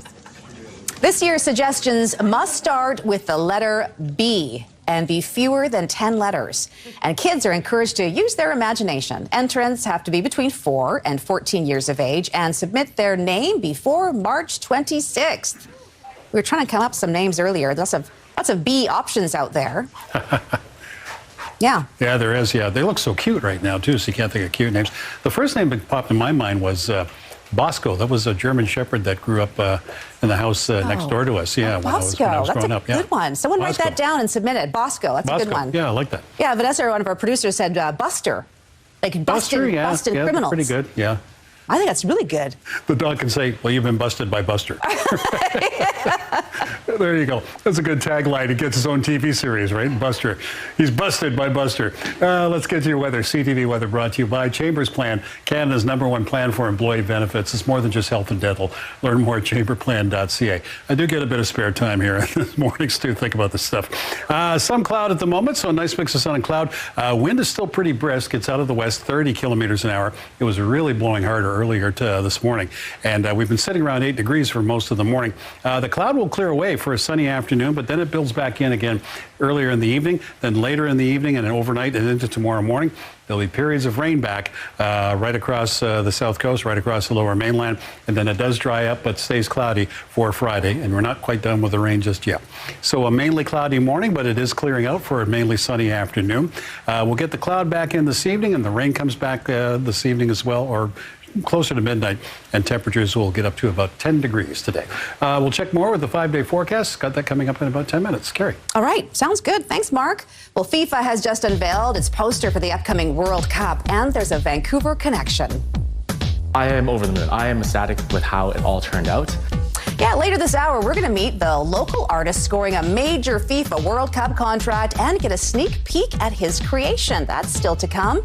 But first, you could say they're launching their future in science. There we go. Literally. Up next, we're meeting some of the people involved with a big physics competition at UBC. Stick around. Ooh, they're going to show us how it works, too. We're back in a moment.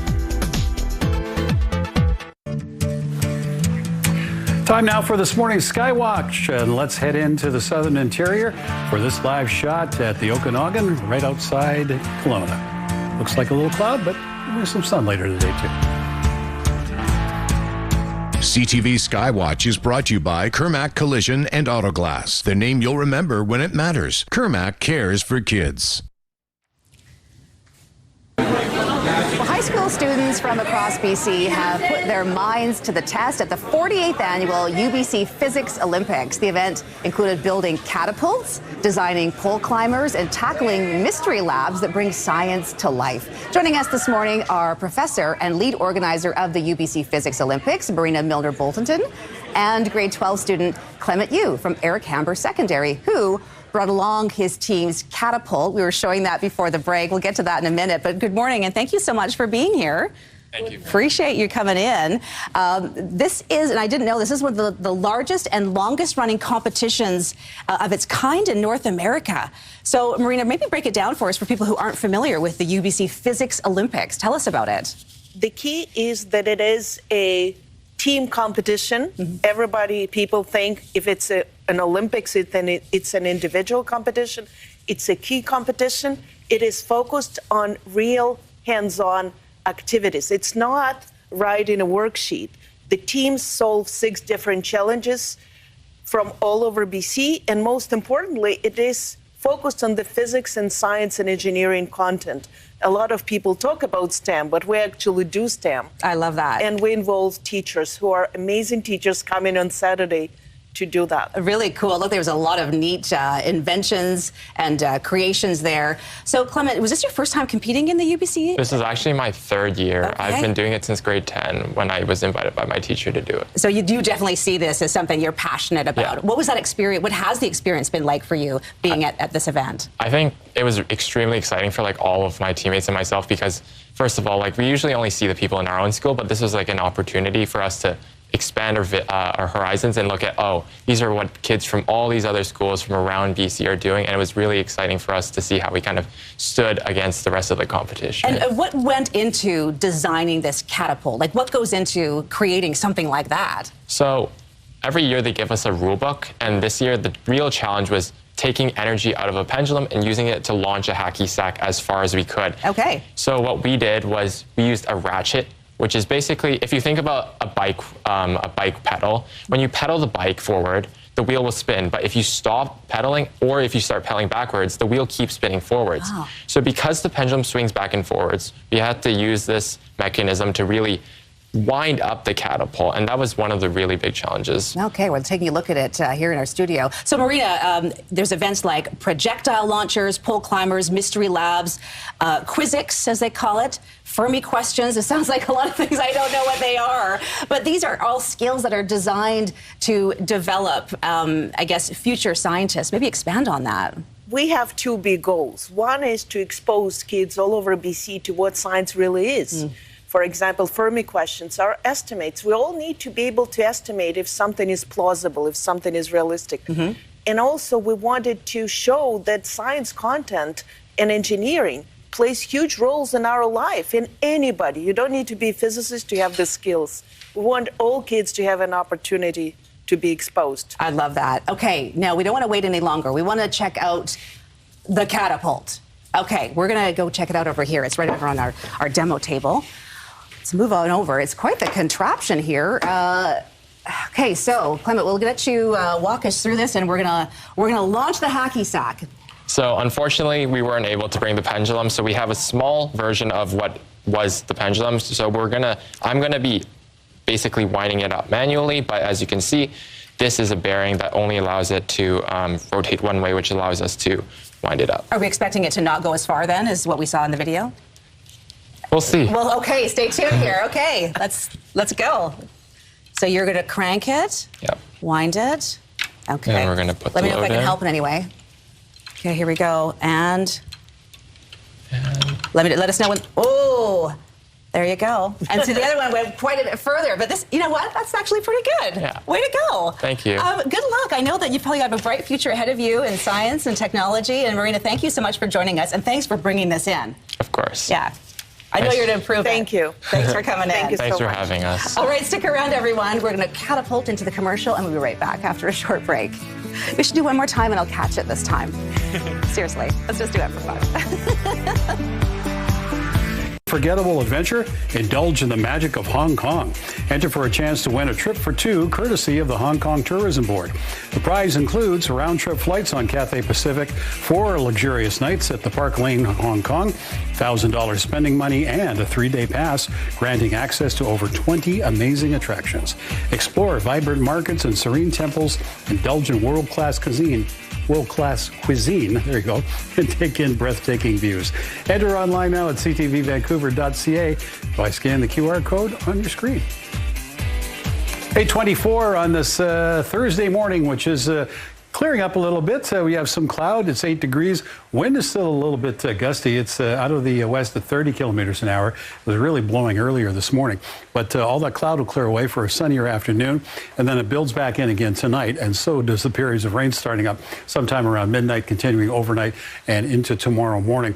And it'll be periods of rain pretty much throughout the day until by early evening. We'll start to dry out a bit, but the cloud will kind of hang around. The rain's coming back too. Port Hardy will see rain and 7 degrees today. It's a chance of showers in Campbell River. It's sun and cloud in Comox. It is, chance of showers for Port Alberni and also out to Tofino. Nanaimo gets a chance of showers. Sun and cloud, though, for Victoria, and highs today of 10. Sunshine Coast, you'll get sun and cloud as well with highs of 9. Up through Squamish, you're looking at rain and drizzle, and then rain and maybe a mix of times with some wet flurries up in Whistler today. Metro Vancouver, you're going to see clear up for the afternoon. Still a slight chance of a shower out toward the valley, but temperatures will top out at about 10 degrees. Now, more cloud tonight, and the rain starts just before midnight, continues through most of the day tomorrow. Showers around for Saturday. We're looking at periods of rain on Sunday and a chance of showers on Monday, too. And temperatures getting a little cooler by then, too. So don't be surprised on Monday night. You might see a few flurries around as well. Okay, we will watch for that. Okay. Stay tuned. Thanks, Mark. We're learning more about the source of that big bang heard across the region this week. We were telling you about this yesterday. The wondrous fireball thrilled and puzzled people from Comox all the way down to Seattle. So did any meteor fragments land in BC? CTV's St. John Alexander went searching for answers. When a guest of the supersonic variety suddenly drops in on Metro Vancouver, this is what it sounds like. Just after 9 o'clock Tuesday, the night sky lit up. Then, nothing. Not for a couple of minutes. Until... Felt a large boom. It sounded like an explosion. Searched the house, upstairs, downstairs. Didn't know, looked outside. The public, puzzled, called the police, not sure if there'd been an accident, an earthquake. The sound waves from the explosion were actually recorded by our seismographs. For such a big bang, somehow, some didn't hear a thing. Not till I got home and talked to my husband. He said, boy, you should have heard this boom last night. Who heard it? I did. And who didn't? We did not. Now, BC's surprise visitor was a meteoroid, roughly 10 to 100 centimeters large. Big enough, say astronomers, to be considered a fireball, or what's known as a bolide. They come in with so much energy, hitting the atmosphere, the denser parts of the atmosphere, causes the rock to just break apart. They begin to vaporize, melt, and dump an astounding amount of energy. We just heard like a big boom, and then like our front door was shaking. You know when you feel a large boom and it just reverberates in your body? Meteors are constantly bombarding the Earth, so it's not that unusual. The treat is that it was big enough that we got to see it and hear it as far away as Washington State.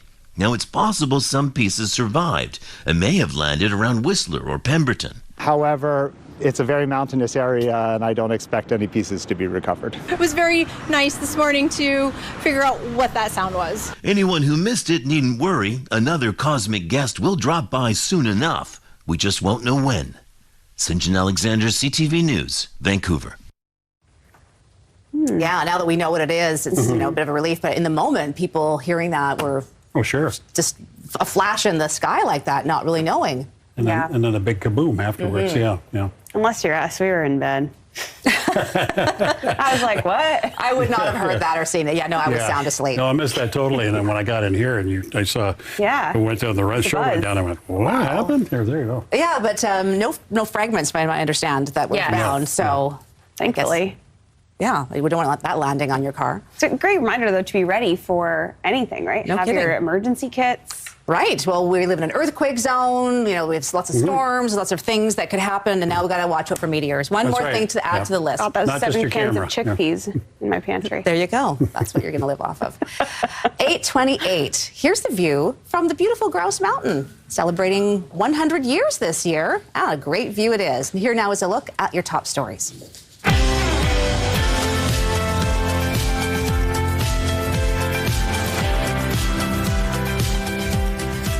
We begin with breaking news. Expect delays if you're heading to Vancouver International Airport this morning. A tech issue is causing issues for passengers arriving at and leaving YVR.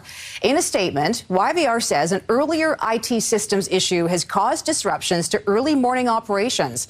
They also expect it to be busier at the terminal and at security checkpoints, particularly for connecting passengers. You are encouraged to check flight information with your airline before arriving at the airport.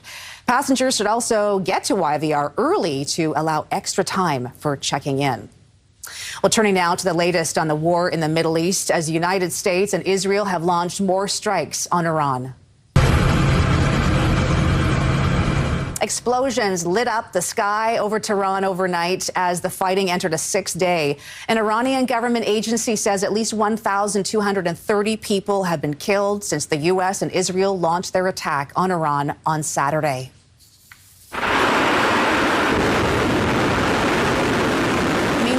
Iran launched a new wave of attacks on Israel, American bases, and other countries in the Middle East today, as Iran's foreign minister threatened that the United States would bitterly regret sinking an Iranian warship in the Indian Ocean. A high-ranking Iranian clerical official even called for Donald Trump's blood during an appearance on state television.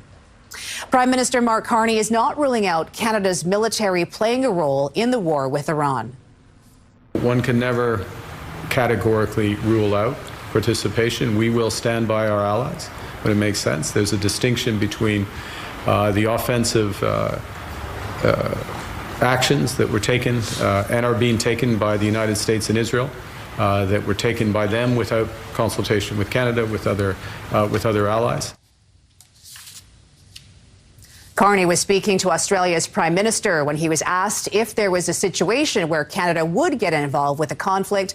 Carney called the question a fundamental hypothetical, but said Canada will defend its citizens and stand by its allies. Well, the war in the Middle East has far-reaching impacts, including at the gas pump here at home. Prices are on the rise at stations across Metro Vancouver. Our Yasmin Gandam's been following this morning. She joins us now from East Vancouver. Yasmin, drivers probably are not going to like what they're seeing this morning. Good morning, Carrie. Well, we're here at the Petro-Canada at Hastings and Renfrew in East Vancouver. You can see the price at $182.9 a liter here. Now, I spoke with a gas analyst who says he is cautiously optimistic, but the prices all depend on how long this conflict lasts. Take a listen. Right now, it's been, relatively speaking, muted. I say that because prices have gone up, about $10 a barrel this week. In usual circumstances, we would see it go up 20, maybe even $30 a barrel. What it means, though, for drivers is that, for now, it's been relatively unimpactful, and it could have been even better if we had a stronger Canadian dollar. It's an increase of about 5 cents overnight and 10 cents since Monday, and we could see prices go up even higher, but it shouldn't last too long. 20% of all oil traded passes through the Strait of Hormuz and the Persian Gulf, which Iran controls. Despite fears the conflict will have a similar impact to Russia's invasion of Ukraine 4 years ago, where the price shot up 20%, McTeague said if that were to happen, it would have already by now. The average price of regular gas in Vancouver is sitting at $180.9 a liter, according to Gas Wizards. He adds it shouldn't be too much of a shock for drivers, as the price is pretty much at the same level that it was this time last year. He doesn't expect fuel prices to increase too dramatically, but he is watching the price of diesel, as he expects that we could see a bit of an increase there. But of course, we don't know how long this conflict would last, so anything could happen. Carrie? Okay, we'll be following this. Yasmin Gandam joining us live this morning. Thanks for your reports today, Yasmin. Well, companies that paid tariffs that were later struck down by the U.S. Supreme Court could be getting refunds. A judge with the U.S. Court of International Trade says all importers who paid President Donald Trump's Liberation Day and fentanyl-related duties are entitled to refunds. The U.S. High Court concluded last month that the national security statute Trump used to impose his wide-ranging tariff campaign on most of the world did not allow for tariffs. Well, turning to sports now, the Toronto Blue Jays are in spring training action, but it was a fan that got all the attention at a recent game. Goes full.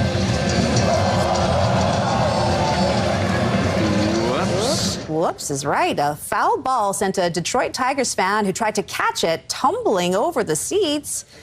This little Jays fan picked up the ball and instead of claiming it, hands it over to the man who was about to walk away disappointed. Aw, that's sportsmanship. The broadcast team was quick to give the little guy a shout out, calling him a fine young man. Oh yeah, he really did take a tumble, didn't he? Well, you know, they try so hard to catch these balls. Incredible. Well, a Vancouver artist has been given the opportunity of a lifetime. I am over the moon. I am ecstatic with how it all turned out. Up next, we're going to meet the Vancouver artist scoring a major FIFA World Cup contract and get a sneak peek at his creation. That is still to come. And Grouse Mountain is celebrating its 100th birthday. We're taking a closer look at how they're marking this adventurous occasion. Stick around.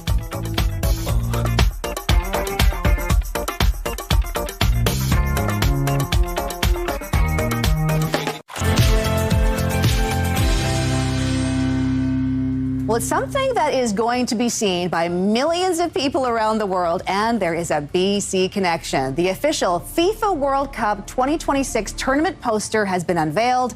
There it is. And a Canadian artist was one of the key forces behind the design. For more, let's bring in the artist himself, Carson Ting. Carson, good morning, and thank you for being here. Congratulations. Thank you. Thanks for having me. I'm very excited to be here. So exciting. You were raised in Toronto. You live here in Vancouver. When did you find out that you were going to be part of this project, and what was your response to that? I found it last summer, and my response was like, obviously, I was over the moon. I couldn't believe it. You know, being able to, invited to participate in this RFP, and so I gave it everything, and then I got the shortlist to do the interview. So did you know what you were going to put into this poster? Because I know there's a lot of Canadian sort of iconic imagery, and your part is the red portion in the poster. So did you know in advance of what you really wanted to put into that design? I did. I think I was being a little bit too greedy. I was like, I'm such a proud Canadian. I put in the space arm, I put in CN Tower, I put in the Peace Tower. I put in everything basically under the sun that represents Canada. But then in the end, it got distilled to its core essence. And then we're seeing it right here. And so there was other artists that took care of the overall design, but the green portion and the blue portion, of course, representing Mexico and the United States. And you brought in a little sketchbook here. And I don't know if we can get a shot of this, but we're seeing some of the same imagery in the design. So this is like early stages when you were coming up with the design. Yeah, that's correct. Yeah, so we were invited to Miami to do a working session, and this is one of the sketches I had in Miami, and it eventually made it to the final piece, and a very early sketch. I love to kind of just let my wrist do the thinking and kind of just let it flow. Now, how much did you have to collaborate with the other artists that were part of that poster? We collaborated very, very closely. We were basically on speed dial on all our phones on a regular basis, daily basically, on WhatsApp and then on emails and stuff like that. So everything was just very instantaneous, very ad hoc, very organic. And so the overall poster that we see, how much were you a part of seeing that entire design come together in its totality? Oh, all the way from the very beginning all the way to the end. So there's an Easter egg. Yeah. There's an Easter egg. So in the hand, you'll see the hand with the spray can. It looks like a little cartoon hand, yeah. Cartoon hand. If you look closely at the watch, it actually points to the 11th hour. And it's a little kind of nod to how we're working all the way to the 11th hour to get this thing done. And then also inscribed as 1867, the birth year of Canada. So little Easter eggs like that. I love all the imagery that you put in it. And I think we are all proud Canadians. So those are the things that I think, people think of, and, like the Mountie. And you also put something that was special to you, though, in there. I like that you did this. It's a rabbit. Yes. A bunny. Yes. What is the significance of the bunny? The bunny is my spirit animal. I had 2 rescued rabbits that flew from Toronto to Vancouver with me. They relocated here. They're both from the Humane Society. Love it. And so it's kind of my little homage to them. Okay, so people who are living here, people who are going to the World Cup, who are going to be experiencing it, they are going to be seeing your poster at venues. It's going to be for sale. It's like such a big part of that. Has that really sunk into you, like how big this is? Like, where does this rank for you among all the other projects you've done? Because you've done some big ones. Yes, I have done lots of stuff for Nike Jordan. We did for the 2012 Olympics, Rise Above back in 2012. So that was one of my biggest projects. But this crowns it, because it really kind of sunk in when I got friends from Mexico messaging me that they heard me on the news, on the Mexican news. Wow. I was just like laughing hysterically because I thought it was the coolest thing. And so it's truly a global experience, and I'm loving it. Well, it's just around the corner. 98 days out. I think we're doing the countdown. 98 days until the games begin. Carson Tang, thank you so much for joining us, and congratulations on being the Canadian artist behind the official FIFA World Cup 2026 tournament poster. Congratulations. Thank you so much. That's so great. Cheers. All right, Mark. That's just incredible to have that local connection, isn't it? Oh, absolutely. Yeah, that's beautiful artwork. Thanks, Carson. I also heard that you did a moose with a Mounties hat on it. That's my favorite image right there. I thought that was perfect. That was absolutely perfect, my friend. All right, let's get to your weather. CTV weather brought to you by Chambers Plan, Canada's #1 plan for employee benefits. It's more than just health and dental. Learn more at chamberplan.ca. As we get one more look at our weather this morning, I've got a nice mix of sun and cloud going. 8 degrees at the moment. Wind is still going pretty good. It's out of the west at 30 kilometers an hour. It'll blow away all of that cloud for a sunnier afternoon, but then the cloud builds back in again as we're still going to stay fairly unsettled even through the weekend. So some more cloud, periods of rain starting closer to midnight. They'll continue right through tomorrow morning and through most of the day. We'll get the rain off and on, and then drying up a little bit by Friday night, but we're not quite done with it yet. Up along the south coast today, Port Hardy will see rain and 7. Nice mix of sun and cloud down the east side. Campbell River, Comox, Nanaimo hitting about 9-10 degrees. Port Alberni could see a couple of showers. Also out at Tofino today with highs of 10. Nice mix of sun and cloud in Victoria today with highs of 10 as well. Nice sun and cloud across the Sunshine Coast up the Sea to Sky region. Periods of rain and drizzle in Squamish, and you could see the rain mix at times with some wet flurries in Whistler today, 7 in the village. Metro Vancouver and the Valley, you're looking at a chance of maybe a couple of sprinkles out towards Abbotsford, but other than that, it's a nice mix of sun and cloud, and temperatures top out at about 10 degrees. So here's our 5 days. So pretty good afternoon coming up this afternoon, and then tomorrow the rain is back. Showers are back on Saturday, and then more periods of rain through Sunday, and a good chance of showers continuing on Monday. Well, award season is upon us, and if you're looking for tips and tricks on hosting the ultimate Canadiana watch party to cheer on our homegrown talent, we've got just the treat for you. Joining us this morning with the goods is comedian and host of comedy podcast Phone a Friend, Jesse Cruikshank. Good morning to you, Jesse.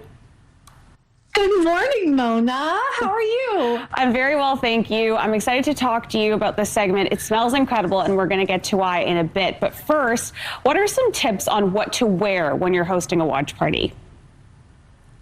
Okay, so for me, listen, I was once invited to a watch party where they told us we had to come in black tie. And I said, I'm sorry, unless I am at that award show, I am not dressing up to sit on your couch. So if you're hosting a watch party, make sure your guests know that they can be comfortable. Yes. But my thinking this year is because we have 12 Canadian nominees at the Oscars, which is major, I suggest you host a Canadian-themed award show watch party and do like a Canadiana themed dress code. Do denim on denim, a little Canadian tuxedo. Do denim on the bottom and nothing on top. Justin Trudeau on a yacht style, you know? There are multitudes of variations on the theme if you do a Canadian dress code. Jesse, you kill me. So what are some of your top eats when you have your friends and family over during award season? I think Ruffles all dressed chips, for me, that is the taste of Canada. So we're serving a lot of those. And then this is very exciting. Subway just launched its first ever all dressed sauce. It is modeled after the iconic chip flavor. It is savory, it's sweet, it's tangy. You can put it on your favorite sub, serve it to all your guests, and it's sort of like a taste of patriotism while you're watching the awards. So, Jessie, I'm going to try one of these right now. And while I do that, can you tell us, are there ways to gamify your watch party? If you're not really into the movies, you just want to have a good time with your friends, how could you make the night interactive for everyone? Yes. Okay.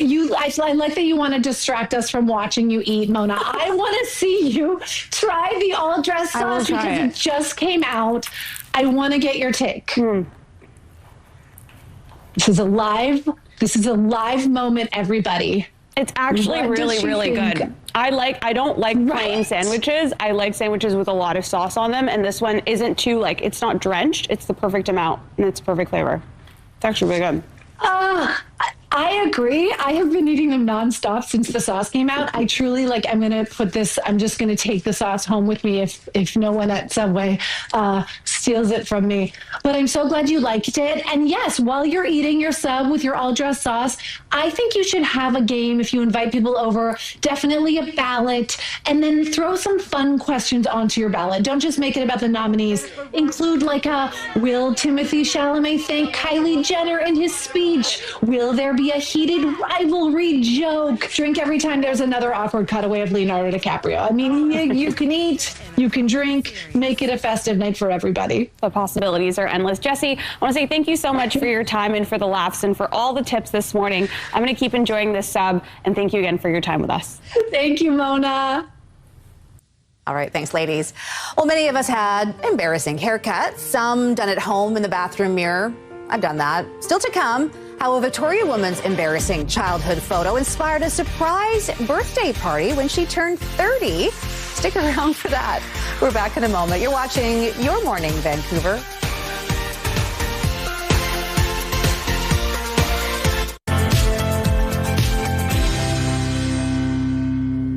Well, where were you when you first learned how to ski or snowboard? For a lot of Vancouverites, it was right here on the grounds of Grouse Mountain, which is why they're inviting you to share your mountain memories just in time for their centennial year celebration. 100 years, Kirsten.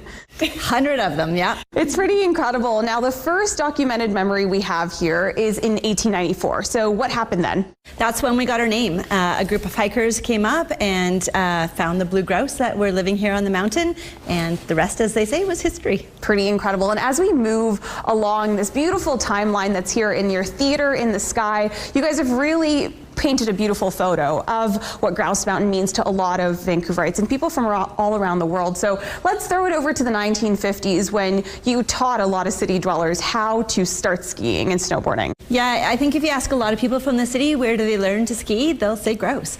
We're really famous for having the Vancouver Sun Snow School here, and a lot of people learned how because we had a great program called the GLM with the Headway program, and people graduated learned to ski with Ornoff Johnson's programs. Pretty incredible. And as we move into the 60s, something pretty iconic happened, not just for Grouse, but really for the world of skiing and snowboarding.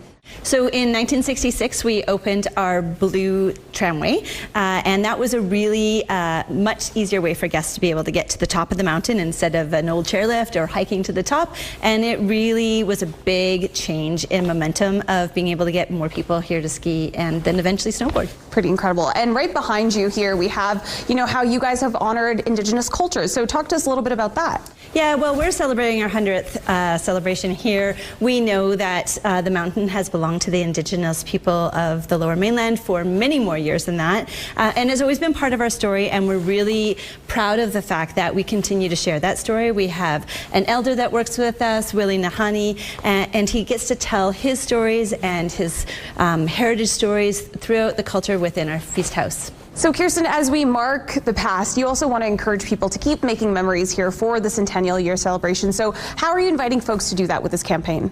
Well, we really want to hear about everybody else enjoying the mountain over the last 100 years. I've got lots of my own stories, but we want to hear from everybody. So we want to see the photos. We want to hear all the cool things that have happened all year round. And we've got a lot of activities happening through the course of 2026 to mark this amazing occasion for us. Well, Kirsten, I've had a great morning up here on Grouse with you, learning how to ski, although I still think I need a few more lessons. We'll get you going. We'll get there. I have all year to learn in honor of the centennial year celebration here on Grouse Mountain. You can head online to grouse100.com to get your annual pass and enjoy what the mountain has to offer year round. But for now, I think let's head back out on the snow and try again. That sounds good to me. Let's do it. Yeah, good idea to try again. I'm still recovering. Yeah. Still recovering from the French fries pizza. Yeah. I was amazed at the old video of all the things that on Grouse Mountain over the decades. Yes. Incredible. I know, and they were able to find a lot of that from the Museum of North Vancouver, had a lot of that footage archived. Fantastic. It's incredible. And we're going to be out because there's like a roller coaster that's going to be opening up in May. They're opening up a roller coaster during the summer because it's year-round event, so we're all going to go try it. Can't wait for that. That'll be fun. Hey, Mark? Yeah. Oh, yeah, you know me and roller coasters. Hang on tight. Okay, well, it may not be beach weather yet, but that didn't stop dozens of people from making a splash on the North Shore in support of a good cause. 2, 1, let's go! All right, here they go. The 10th annual North Shore Polar Plunge saw first responders, Special Olympic athletes, and community members brave the cold water at Ambleside Beach. It was organized by North Vancouver RCMP and the West Vancouver Police Department. This event is to help intellectual people with disabilities, to give them a chance to be involved in sports, Special Olympics BC. It's such a heartfelt organization that really truly helps people who are trying to be involved in the community. He says this year's event raised more than $7,000 for Special Olympics BC, which offers year-round inclusive programs for athletes with intellectual and developmental disabilities. Yes. We just had them on our show. That looks like a great Yesterday. time. Yeah. But it looks cold. Oh, I've never been to that one. Don't think so. Okay. No, I didn't hear about that. Good fundraiser, but yeah. Absolutely. So finally, Adam finds out how a Victoria woman's embarrassing grade 3 photo inspired a surprise birthday party and a viral video on this morning's Encore Sawatsky sign-off.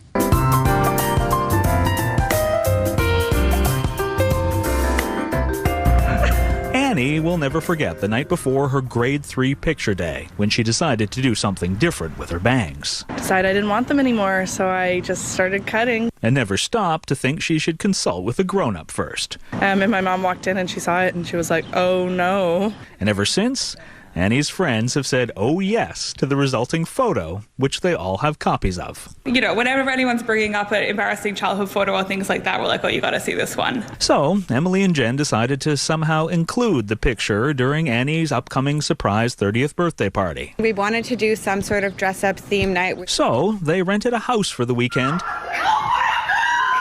and surprised Annie by inviting friends she hadn't seen in ages. But that was just the beginning. So after dinner, I just kind of said, everyone, off you go. Emily said, do you mind sitting on the couch? And I'm going to give you a blindfold. And after her eyes were covered, Emily got Annie to put on a custom t-shirt emblazoned with that grade 3 photo. And I literally had no idea what was happening. We all kind of gathered around, then said, take the blindfold off.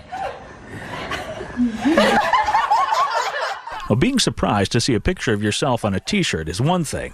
Being surprised by 18 of your friends dressed up identically as yourself in that photo is something entirely different. And I died laughing. I was crying laughing. Their plan couldn't have gone better, Emily and Jen say, until an unplanned viral video from the night did. It just makes it all that much more hilarious. The surprise has been watched by more than 9 million people and counting on social media and been broadcast across the U.S. on The Today Show. Oh, no, they nailed it. Same hair, same shirt. Annie says her grade 3 self couldn't find it more fun. She would love it.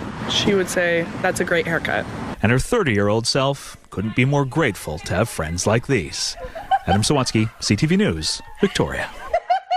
The Sawatsky Sign-Off, brought to you by CapitalDirect.ca. Let's make your vision a reality with Capital Direct. Call and talk to our team today. That's brilliant. That is. Right down to the bangs. They had him cut on an angle. Yeah. So good. I mean, that's girlhood. Like, I can't believe they did all that for her 30th. I'm sure she was very tired. Maybe she was looking at the boys looking at their mullets going, yeah, I think I could do that. Yeah, that's a good look. Like that, yeah. Bye. Enjoy your Thursday. We'll see you tomorrow. Friday. Again.